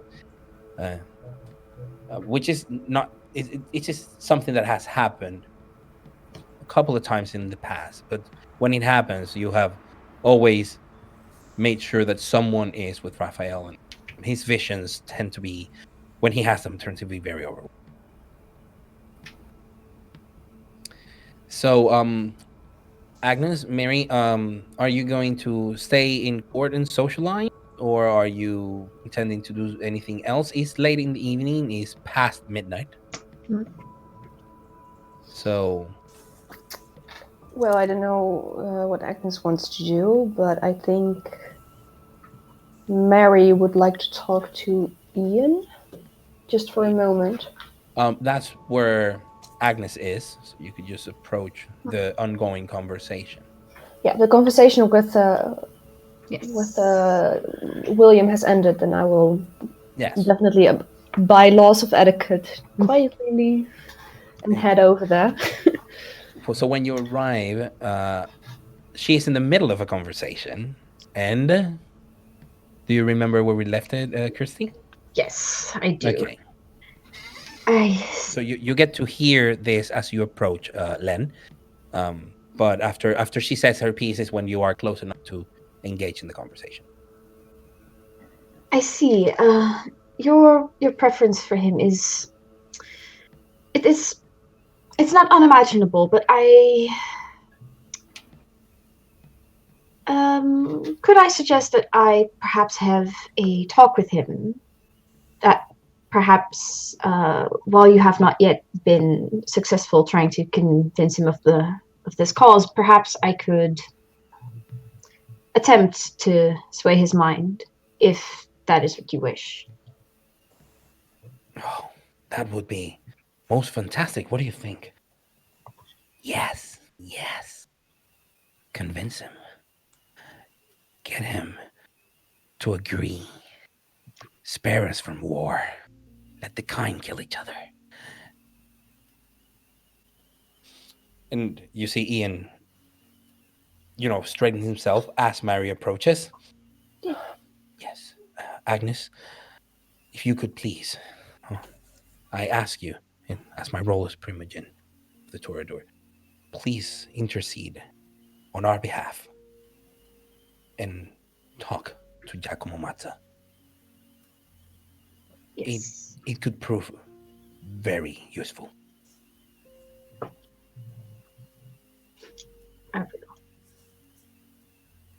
Mary, if you have a moment, Agnes. a word, please. Of course. She They will kind of retire, let the ladies have a word, the old ladies. she will sort of find herself a space where she can talk a bit more openly. Mhm. Perhaps, Mary, if your business in court is quite concluded, I would like to speak with you privately. It could concern a family matter, as it were. I would not wish to bother the court with it, but... Is this a matter that you just discussed with Sir Iron? It could involve, as such, yes. Okay, well, let's not displease the matter. Let's go and talk about it. And I think my business in court has been quite concluded. I think I have the information that we need to probably start this investigation. I don't think we can get any more information out of that. Excellent. We will speak on our way back. Yes, that sounds like the proper way to do right now. I will say my regards and I will be on our way. Yeah. Excuse ourselves from court, make a proper exit. Anyone wants to do anything else tonight, or should we move on to the following night? You have time. You have to remember this is the 1600s, so it'll take a while to get to wherever you are because you have to walk most likely, or if you have horses or a carriage. But it's the middle of the night. People tend to be in bed since very early, and you hear them come out of bed very, very early as well. So you don't have to rush things if you don't want to. You can have conversations, of course, on the way home or at home, or you can postpone them for following night. There's obviously a conversation to have, but it could be had the following night, I believe. So. I don't mind, to be fair. I think probably he'd be largely... If you did try to talk to him tonight, he'd probably need some time to settle his nerves. He'd be sort of... Yeah, that's probably the reason why Thomas will wait. Okay, cool. And Mary and Agnes, are you gonna finish I your think conversation Agnes tonight? will Finish immediately the conversation in the way home. Okay. Yes. Just to have it be done with. Yeah. Exactly. I'm sure Agnes will have mentioned this quite literal thorn in her side that is Jackal. Giacomo, yes, absolutely. Probably. OT. And it is suggested by Polimites and our dear Herald that we perhaps involve him into this issue as a impartial judge. But up to this point, he has been adamant to stay outside this matter. So it would be wise to have someone who could mitigate the factions. But what worries me is what he will ask in return for his... He might not be aligned, indeed, and he might not be aligned. That's fair, but I do also worry of what else he might seek instead of, a certain alignment or loyalty to a certain cause. He does seem to be like a sly fox. Indeed. Can we actually trust him to make an impulsive decision? Where would we locate him even? Do you know where his whereabouts are?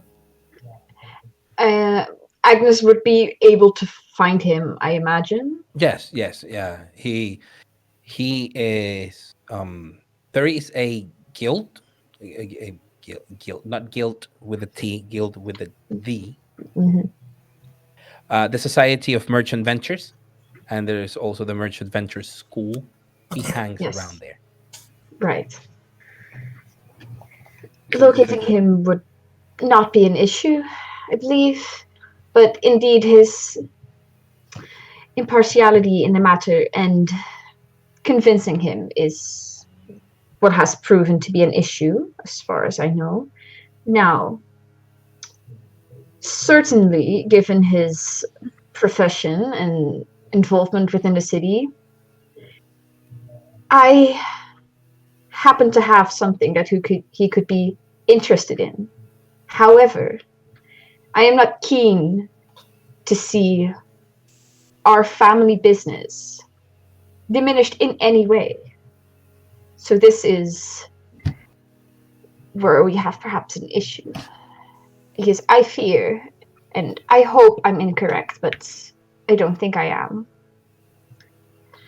that I could persuade him, but not without making a considerable sacrifice. And seeing as you are still part of the family, it involves you.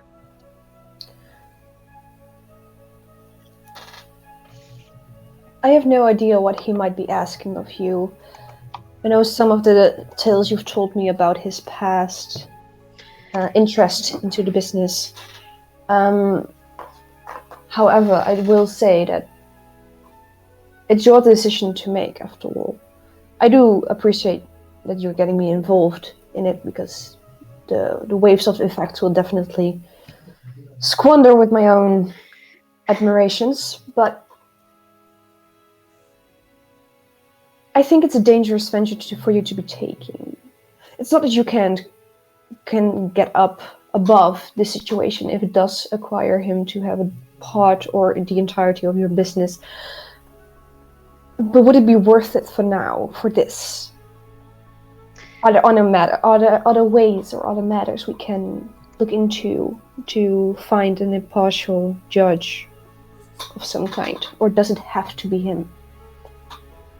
That is precisely the question that I've been asking myself. But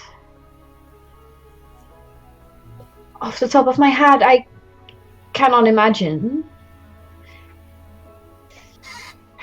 anyone else. But it is definitely wise to search for options. I would prefer only to involve Jackal as a last resort. But it is worth a conversation, at least. Well, we could hear out his terms and just not decide right away in that conversation if we want to accept or not. Yes, I believe I do think it's better that we keep this between us. The rest doesn't have to know about this decision. Agreed, it's family matters. Exactly. Let's keep it in the family, shall we?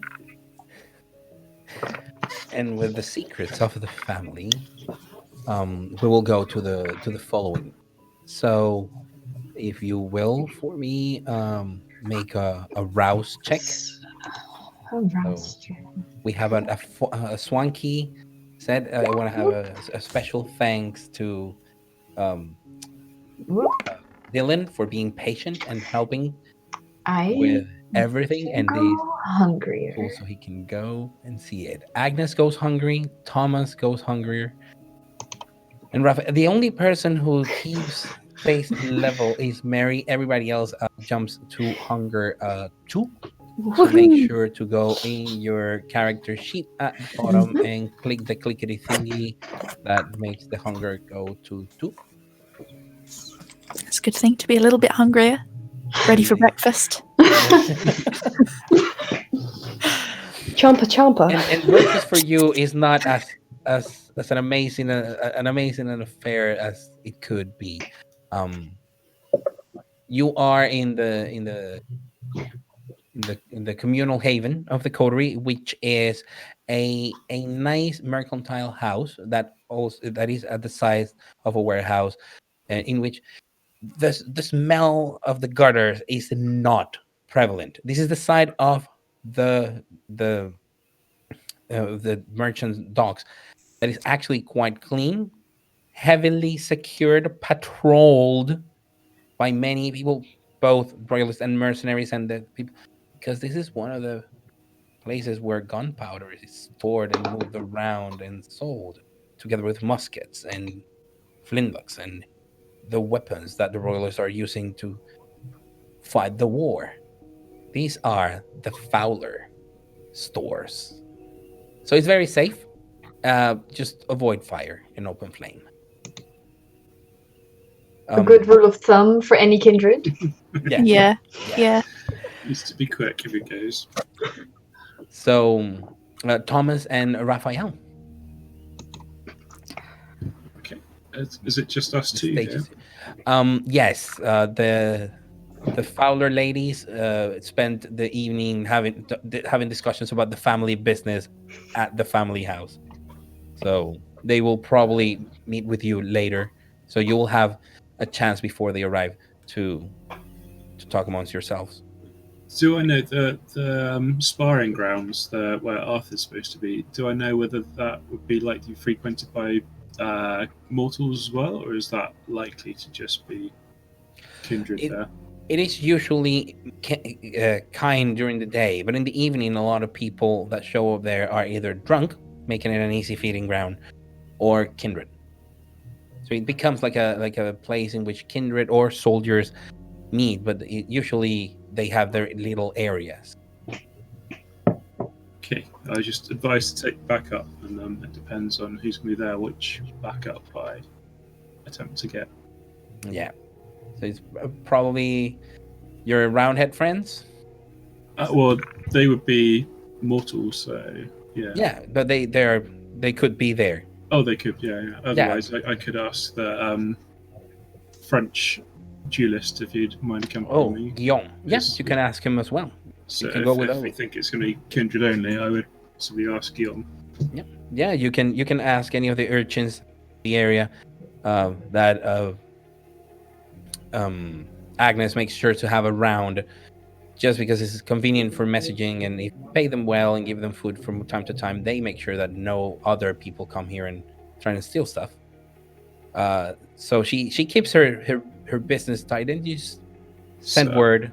I would talk to Raphael first, I think, just to explain that my sire advised me to search for this Arthur at the sparring grounds by the marsh. Obviously, the marsh. The marsh. The drunks go to fights. I know. You know, good. Obviously, my sire advised this. It's wise to act on it sooner rather than later. I don't believe that it might not be appropriate for the ladies to come, but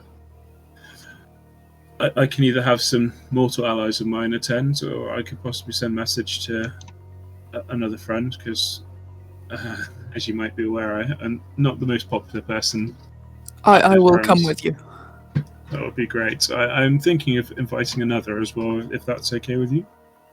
Yes. Brilliant. Whatever. So he'll send an urchin and ask him to send for Grillem as well, and ask if he'll accompany him on a trip. Okay. You send word for them, and for are you going to send for your roundhead friends and Guillaume, or just Guillaume? Just Guillaume, I think, and then if it's all kindred, then that's that. Okay. You send word for Guillaume to meet in by the harbor side on the way to the marshes. And in the meantime, you and Raphael are waiting. The two of you in front of the river. Nothing much. Until you see a figure coming to you. It's a beggar. You do recognize the beggar, Raphael. Mm. It is none other than poor Sophie Woods. Sophie Woods. Good evening, Miss Woods. She throws herself at your feet, and she starts praying. She grabs your boots, and she starts praying with a fervor that takes you back. He will kneel down and attempt to sort of speak to her face to face, and will attempt to sort of see if he can very gently take one of her hands in his, and he will say, "What is it? What's going on? Have you seen the vision too. When you drop to one Oh. knee and she sort of reincorporates herself, and you're close, face to face, you can see her. She's crying, and there are tears of blood. She's like, please. Raphael, angel of mercy, I beg thee, take my soul to heaven. Take me, please, take me. I cannot bear it anymore. Please, I cannot bear it anymore. He will sort of grow quite, not businesslike, but he will get quite more formal then, and he will sort of take her by the shoulders and see if he can lift her up, so that she's standing again. You take her by the shoulders, and she grabs you by the face, and she say, I cannot deal, like her bloody hands in your face. Not deal with the visions. Help me with the visions. Can I have a roll from you? Yes. A resistance roll. Resistance. Well, it's basically you will have to roll composure plus intelligence, please. Composure plus intelligence. I can do that.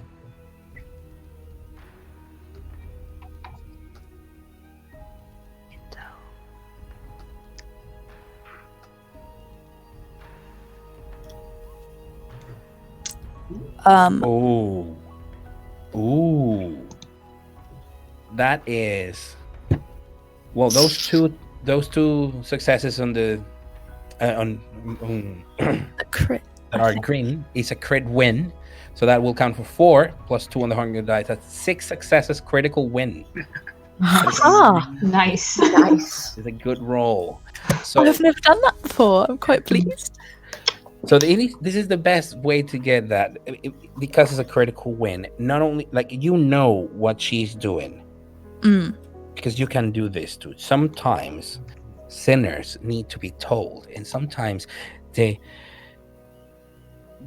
grace of God is brought to their ears while you talk, and some are insidious, but you are pure, and what she's doing is also, this is the use of dementation, and she's trying to give you the visions that she's had. She's not assaulting you, insidiously driving you crazy. She's sharing her vision through this sort of Malkavian connection that you have. And of course, there is the chance that you fall prey to it.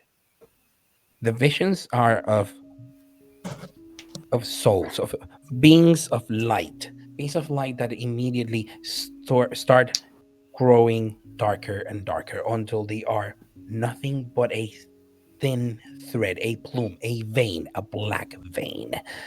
And you see veins everywhere. You see him around, you see them around her, around Thomas, in the water. She says, their souls are in agony. Was screaming. They took their souls. Roll intelligence plus occult. Oh, you as well, Thomas, because you hear the words. Okay. Intelligence plus occult. Should you have it? I do not have a cult tool. Do I still just roll intelligence, or? Yes. Okay. Plus politics in your case. Higher difficulty, but still roll. Okay. Oh, yeah. Cancel. Oh my god. I believe that is a messy crit. Messy crit. First one of the evening. That's 6 successes, messy crit. So that is 2 rolls in a row. You get 6 successes. One is a messy one.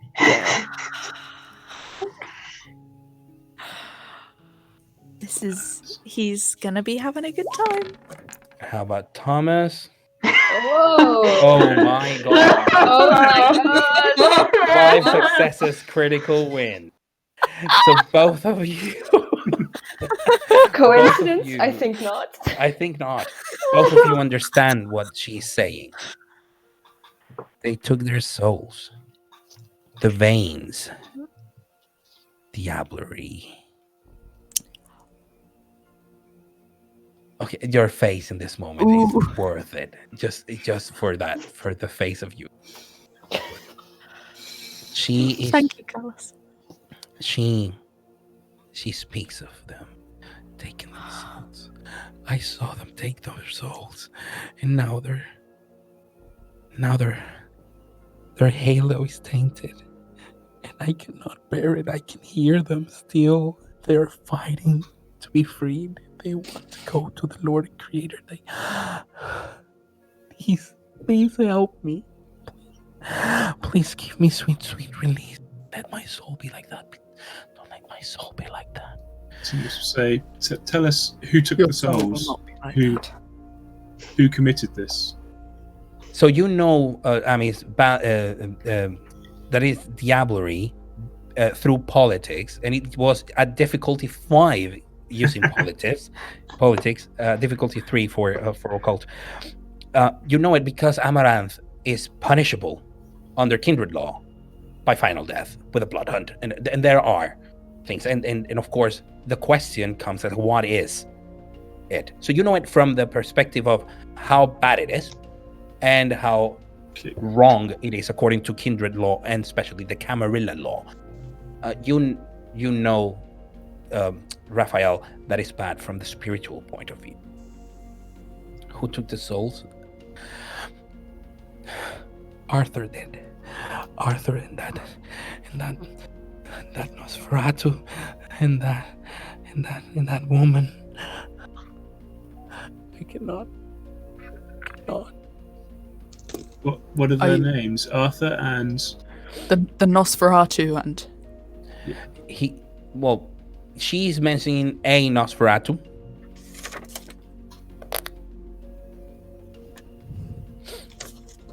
and a woman. Yeah, so what Thomas- connects them? Thomas will try and persuade her to give the names of the Nosferatu if she knows. She doesn't know the name of the Nosferatu. She does know the name of the woman, and the woman answers to what?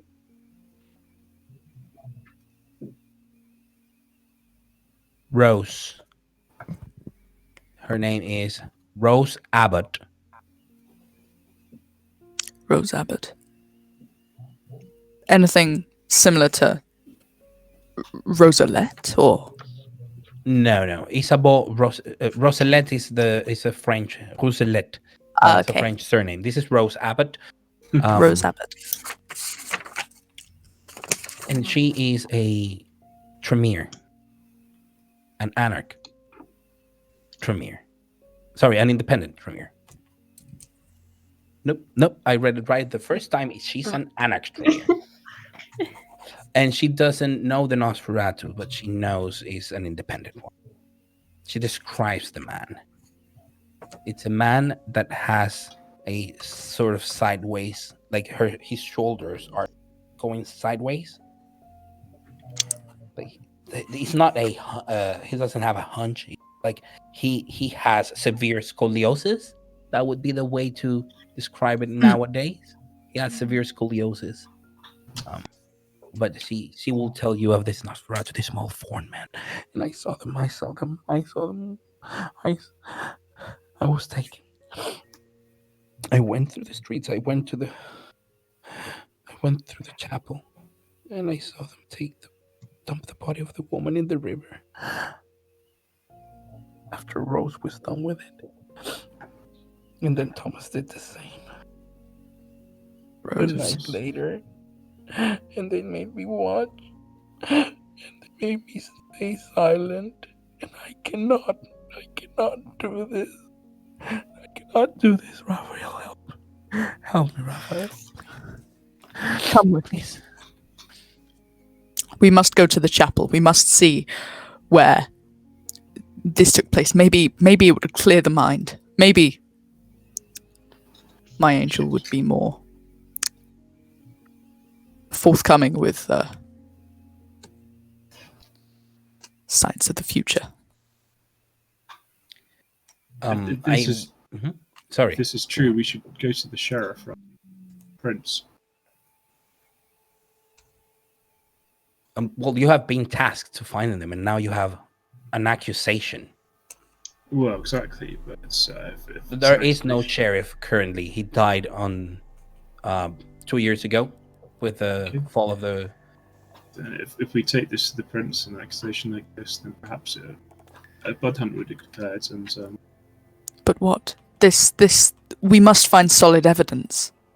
I believe her, as I believe other angels of my clan, but for most in the material world, and this is just hearsay, we have no evidence, we have no proof.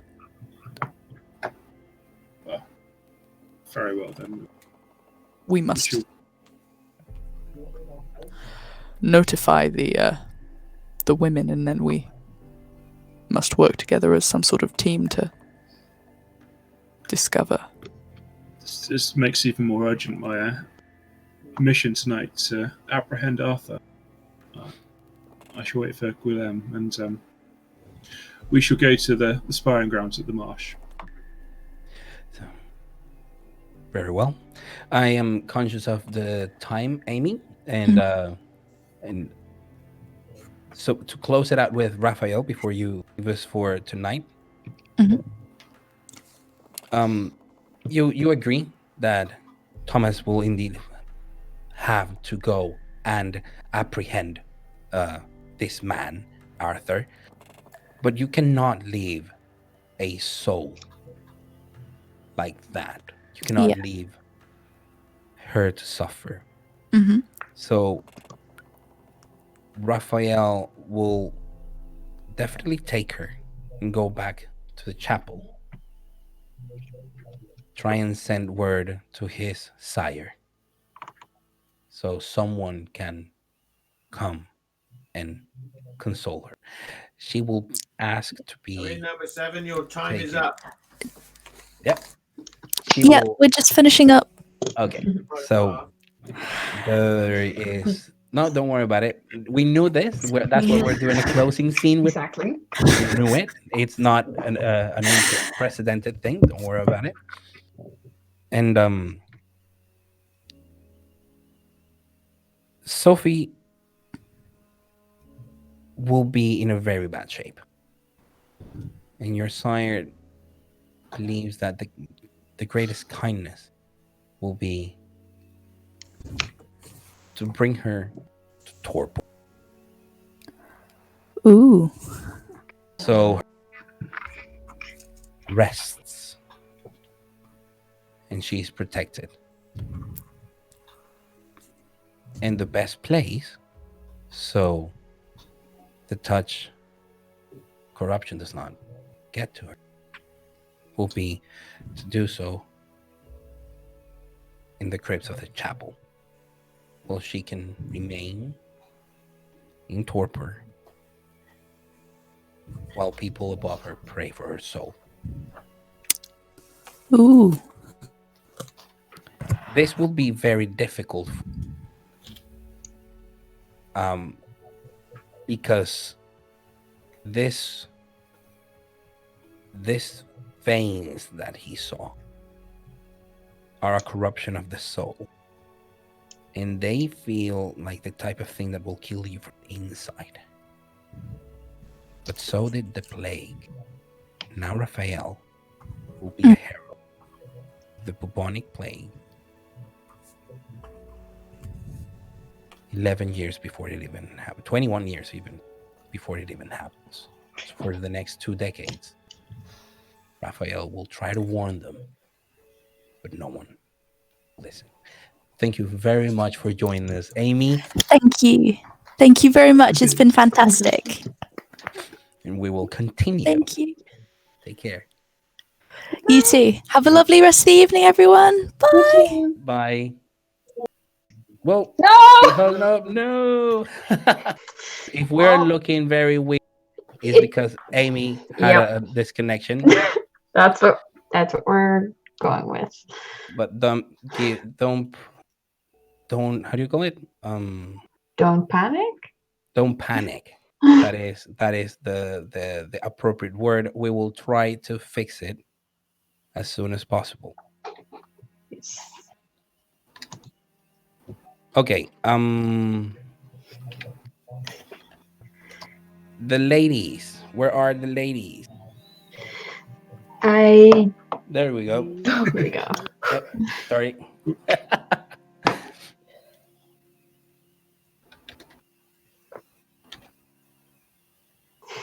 She will disappear.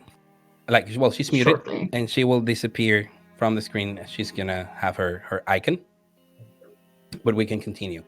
Len and Kirsty. So you are in the Fowler household, right? Yes. Yes. And you will be there for the following. She had problems with connectivity last night, so don't worry about it. We have tried this. Hey, There we go. There's Raphael. Excellent. Thanks. So, sorry, apologies to all our viewers. If you are listening to the podcast, nothing has happened. Just ignore it. But yeah, we have been having some trouble trying to make the best setup with the tools that we have. And it has worked. So let's move on. So Thomas will go in the direction of the marsh, but the Fowler sister-in-laws, the old ladies, the ladies in their golden years, Golden girls. the golden, you're the golden girl. You chose to stay at home, and now you're going. You mentioned going to the merchants to talk to Giacomo? Yeah. Okay. You will find him, not a problem. He is outside with the other merchants discussing buying, selling, moving. He is in front of the gate, of the big gates near King Street, and you will see that there is this pedestal, stone pedestal, and people would put their money on the stones, and doing the exchanges and the offers and money changing hands, and he is in one of those. So I assume you approach him. Absolutely. However, if he is currently in the middle of a transaction, the polite thing is waiting until he has finished. He makes a very, very good deal, or so it seems, to the person that's with him, and then the person leaves very happy with themselves, and Giacomo looks a little troubled, and then when the guy is 5 meters away, he goes and smiles as if he'd made the deal of a lifetime. And he turns and says, Senora Agnes. Good evening. Pleasure to finally see you in the flesh. It is. I was wondering whether we could have a conversation away from... I understand. Allow me. Hey, Pineki. And he just gives instructions to a couple of people, and they make a little bit of that. You are surrounded by other people engaging in merchant activities, but you feel like none of them is eavesdropping. Basically, he has shielded you from others. Hiding in plain sight. The best way to do business. Now, Senora Agnes, it is not common for you to be in my presence tonight, here with the rest of the merchants. No, and it would not be so if it weren't a more concerning matter than it is usually.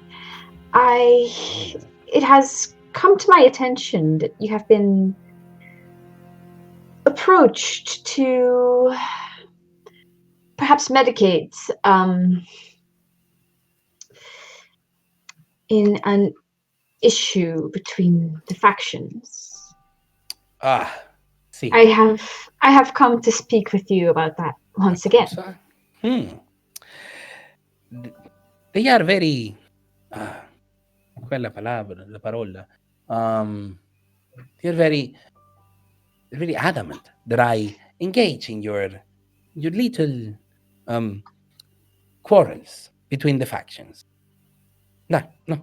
Mi scusi, ma I don't want it. It's No, don't see the profit. What do Giacomo get? I I will say it is a I believe it should be viewed as a sign of respect that we should invite someone to help us mitigate. I will also say that these are not mere quarrels. I assure you, we would not bother with something of no importance. Ah, ma no, don't get me wrong, signora Agnes. Ma questo this a thing of not. There are factions. There are the Camarilla, and then there is the Anarchy. Yeah, my no non situation that I would like to find myself. I I also have a dream of a faction. I dream of being free, being my own man, being a merchant, a master of trade, if you will. I see. And I am doing it away from your Camarilla, away from. Ma capis? This is a dream of mine to be not leading, but together with others, But those then who think like me, independence. Do you know how they call the independent in the old empire? L'antigua Roma, in the Rome of old. The autarkies comes from Greek, apparently. Autarkies. Don't you like how it sounds? It rolls out of the autarkies. it is a beautiful word, I must admit. However, do you not believe that, well, I do not think that independence exists in a vacuum. There will always be, well, there has to be some other faction in order for you to be independent. Oh, And absolutely. But how about the autarkies being recognized by the other factions of our own, as our own people, as people with a voice in the say of the city, not just in what we do with our lives, but the environment in which we flow. I see. I wish to give other independents that freedom. I wish to give the the beautiful life to them as well. So why And how not? would you organize this? Simple. Commerce. Commerce is the great equalizer. It will help you with everything. See, Cosi, let me explain myself. The independents here, they can work and do whatever they want. Things they did in life, things they want to do in death. They should be fairly compensated for their work. They can work doing many trades. They can come, stay for a season, work a little, and go. They don't have to work for me as long as they are allowed to work to earn their keep. You are speaking my language. I They stop being parasites. They stop being a problem. An organized group of autarkies policing ourselves and also having a say. 3, make decisions, not 2. Camarilla, independent, and autarkies. And then the autarkies will help shape Bristol. And commerce, and you know this, Senora Agnes, commerce will make us strong. commerce will make the city flourish. Agnes, be mindful of this. We are just mere messengers. We cannot say yes or no to your proposal ourselves. We'd have to run it by the prince, of course, so we cannot guarantee a yes or no answer. Oh, I understand, Signora Mary. However, what we do offer is a bigger platform to force yourselves for yourself, are we not? By Yes. asking you to medicate, that could be a start. You would let yourself be known, and depending on which way the outcome of this business goes, could that not be the start of your endeavor? Agnes is Well, right, you know. I understand what you ladies say. I think you're right. If we are allowed a voice as a collective, as a group,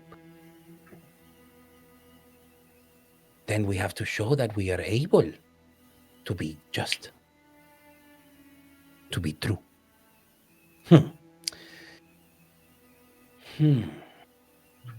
You drive a hard bargain, Signora Agnes, Signora Mari. We would not be where we are if we didn't. Take word to your prince. Tell them that Giacomo would be happy to enter negotiations, to make the independent autarchies, to make us a faction. Maybe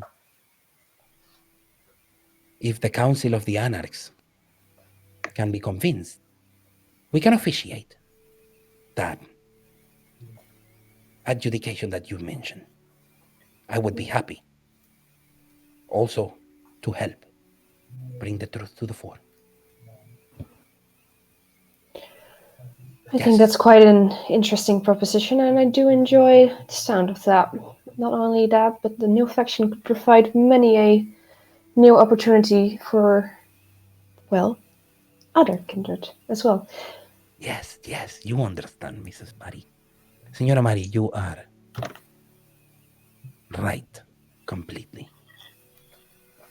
However, I do wonder, beside the voice of power, is there anything else you want to gain from this?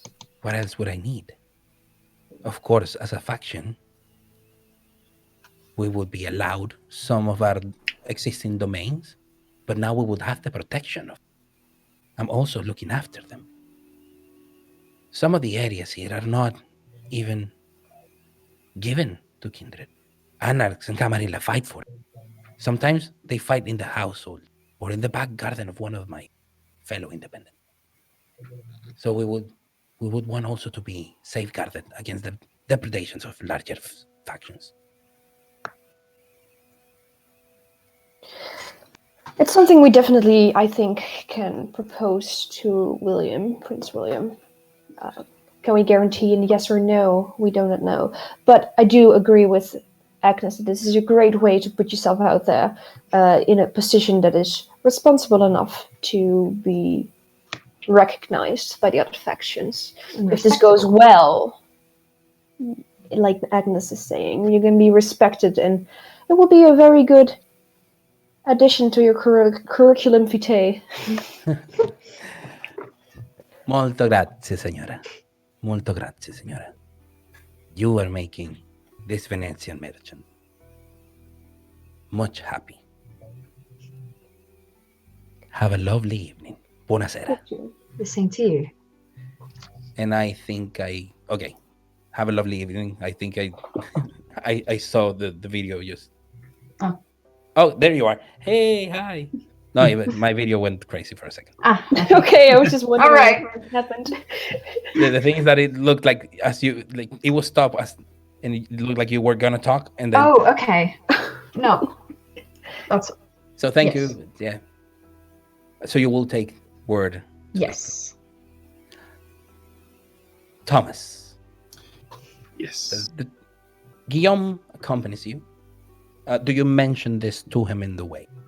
Oh well, he obviously will need to know what to do, and I would say that I've been asked by the prince to apprehend this Arthur Motes, and there is a suspicion of diablerie with it. And I will say that where we're going is known as a royalist stronghold, and obviously I'm not popular, so I'd appreciate his presence on this You duty. mention that the reason is diablerie.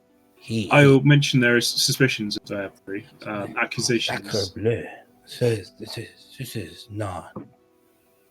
This is terrible. The Amrans is the depths of sins. Oh, indeed.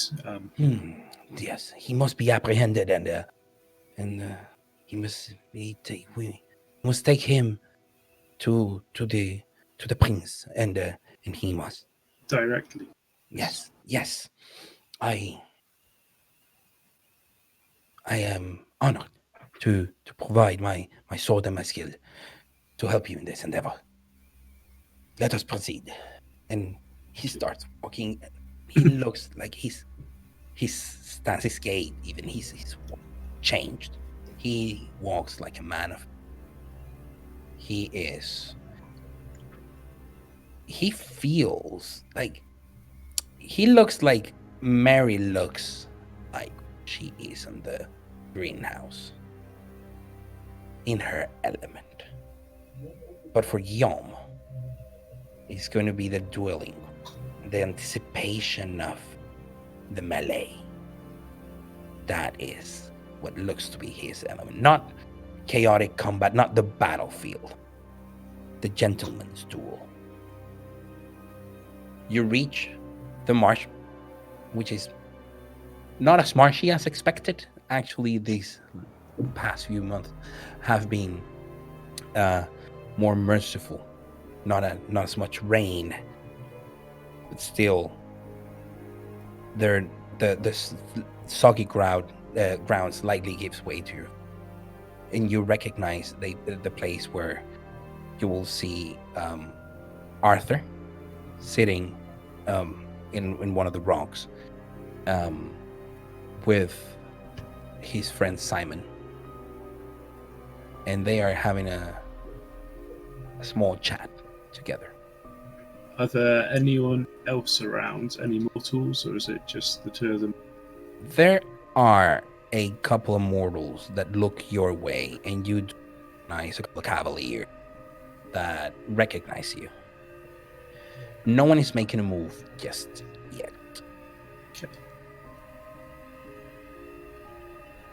Are they far enough away from Arthur and Simon to not? Yes.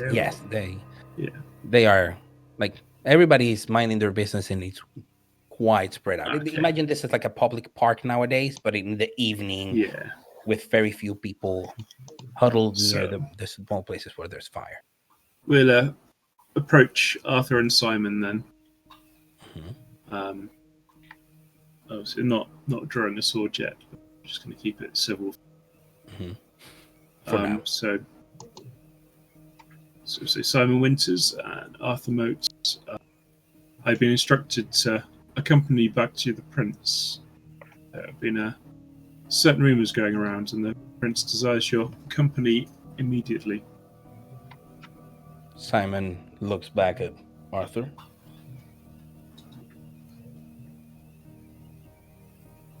What?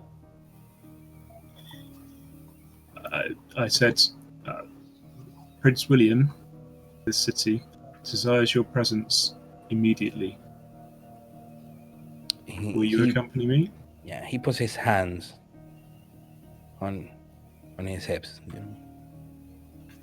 Looks at you, looks at Guillaume. Did he say why? Presumably to talk to you. Well, I'd imagine. Who are you to question the prince? And at that,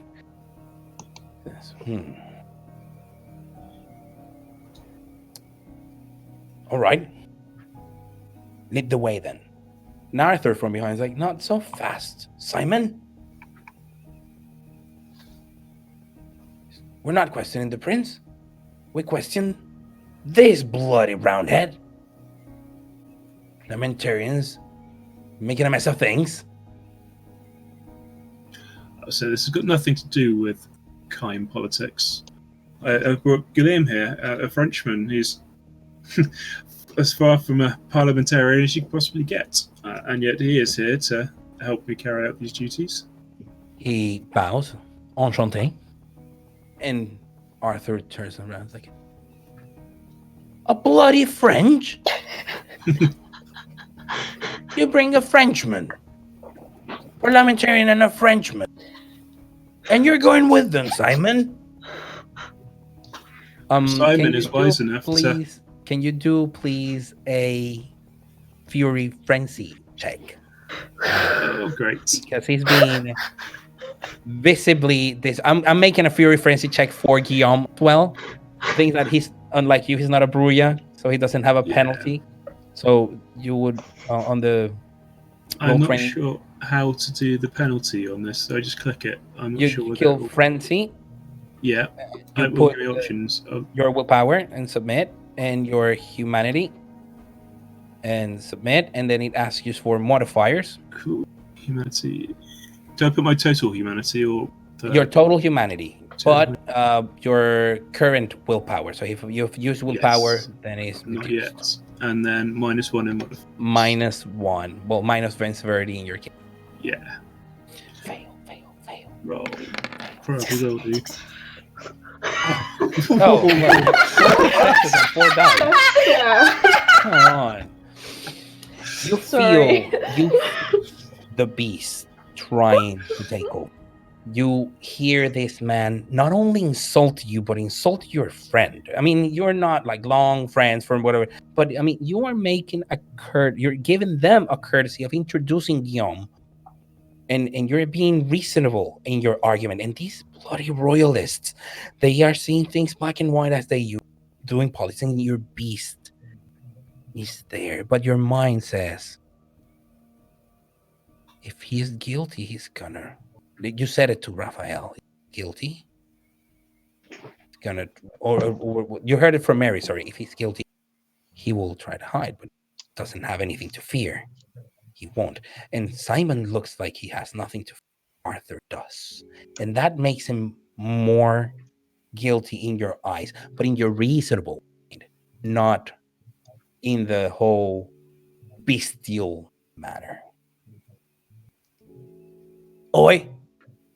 And of course, it takes you a second to compose yourself. Yeah. Is Guillaume okay? Is he? Guillaume is the mask of perfect composure.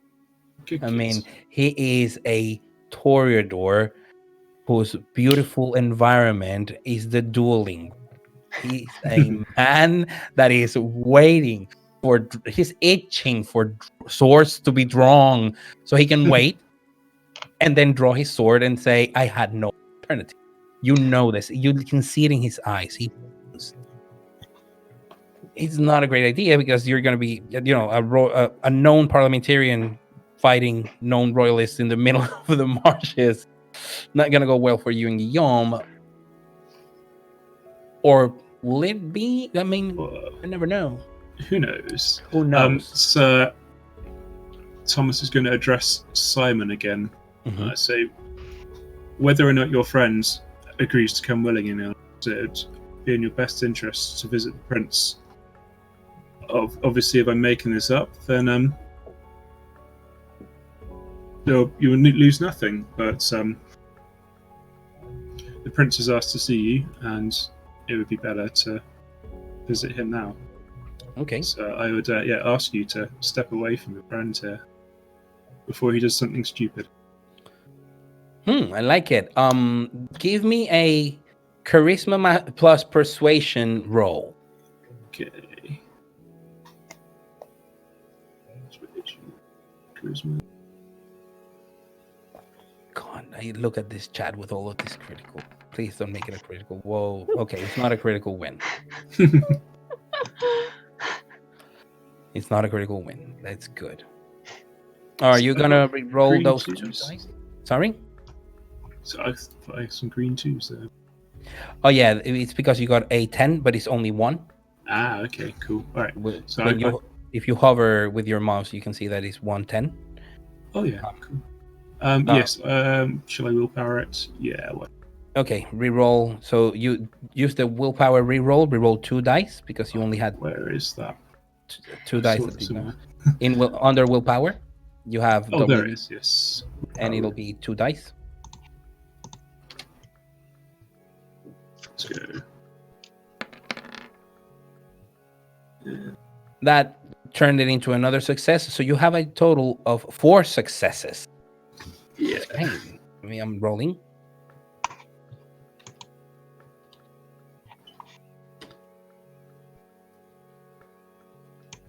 Okay.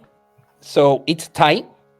This is a sort of social combat. Yeah. So you take each of you takes 1 superficial willpower damage, half rounded up. Okay. But he does back down. He doesn't want to continue engaging because you give him a very good argument. It's like, well. And he turns and says, "Come on, Arthur. Come on. Come on, mate."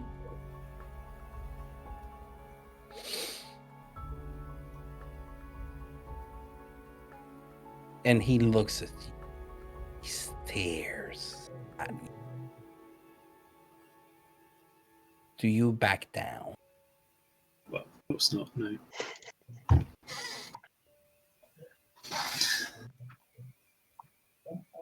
This is going to be round 2.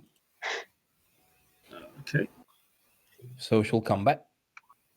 How are you reacting to his stare?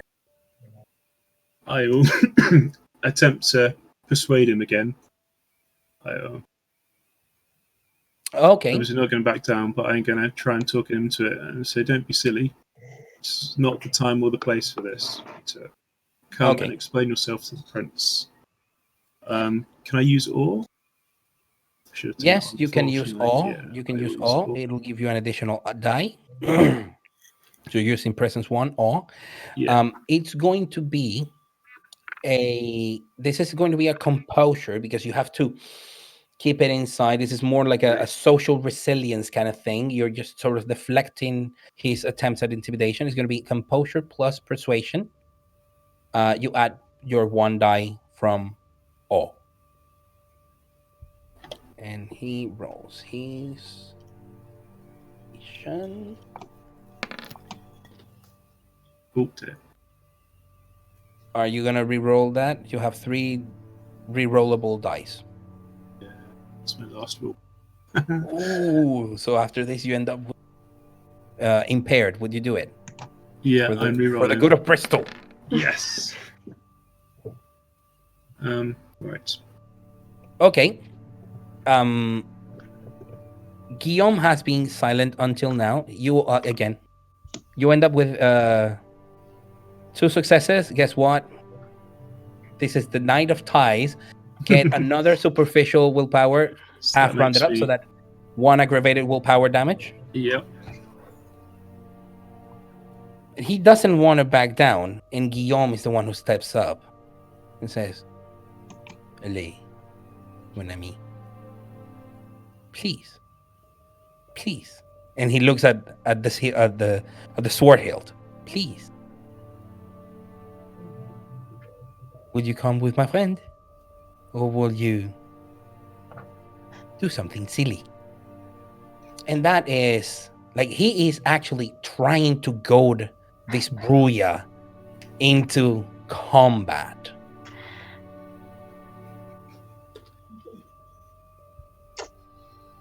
But he breathes deep. Say, "You ain't got nothing on me. Let's go." And he follows you. Now you turn around and you are a little exhausted and a little bit on edge. And there's a lot of people that have been approaching. They're looking at you, but you are leaving in peace. So no one is touching you. Okay, so we're gonna head Prince. To the prince. Yes. So to wrap it up, a most successful resolution. In one night, this coterie managed to find find Arthur. Simon is exonerated almost in. There is the testimony of Percival, the prince, the primogenitor of the Malkavian, recounting what Sophie had seen. She bears witness. She is held. She is still well. She's under the care of the Malkavian clan. But through the powers of the blood, it is possible to use the locations and try to divine what happened. And in truth, Arthur, his anarch lover, and their Nosferatu independent friend, someone who actually was paying off a boon and then getting out of it, all three committed diablerie. Each on each one of the three anarchs that were killed. It was a way of getting even for Rose, for she had troubles with those anarchs. It was a good boon to repay and also getting out of it. But for Arthur was the possibility to stick it up with those damn anarchs. Now, this creates a very difficult situation. All three factions were in, but through the efforts, Mary, Ruiz Fowler, and Agnes Marston Fowler, it is agreed that Giacomo Mazza is called to officiate as judge. And this is the beginning of Giacomo's merging into the city. Eventually, in the few years after the Civil War ends, his dream of creating the Autarkies as a faction with a name, a face, and a soul under the protection of the Master of Trade and respected by the other factions comes to reality, comes to fruition. At no small cost for the Fowler family, for the Autarkies will claim the waterways, but the Camarilla, the prince, will make it up to them, making Mary a harpy for his court. The honor's all right. And having Agnes as his advisor. Raphael will continue carrying the word of the plague for a few decades, but then of salvation, and then death, and then salvation, and throughout the ages. The angel of mercy will deliver the sacred words of God. Most will think of him a madman until his prophecies turn true. And then they will see that he saw things clearer than anybody else. For Thomas, it is a distinguished time, finding himself the new sheriff, constable of Bristol. Lacking one, now the city is well protected. Now, in future nights, the Bruja will defect the Camarilla. Will Thomas join them? Find out more when we start Blood on the Severn. Thank you very much to our players. This was an amazing session to have. Now, players in 1747 know that there is a Cami sheriff out there, and he's a Bruja. With very few willpower, so you hear frightfully low willpower, frightfully high everything. No. So thank you very much to my players tonight, Chris, Len, Kirsty, and absent but always in our hearts, Amy.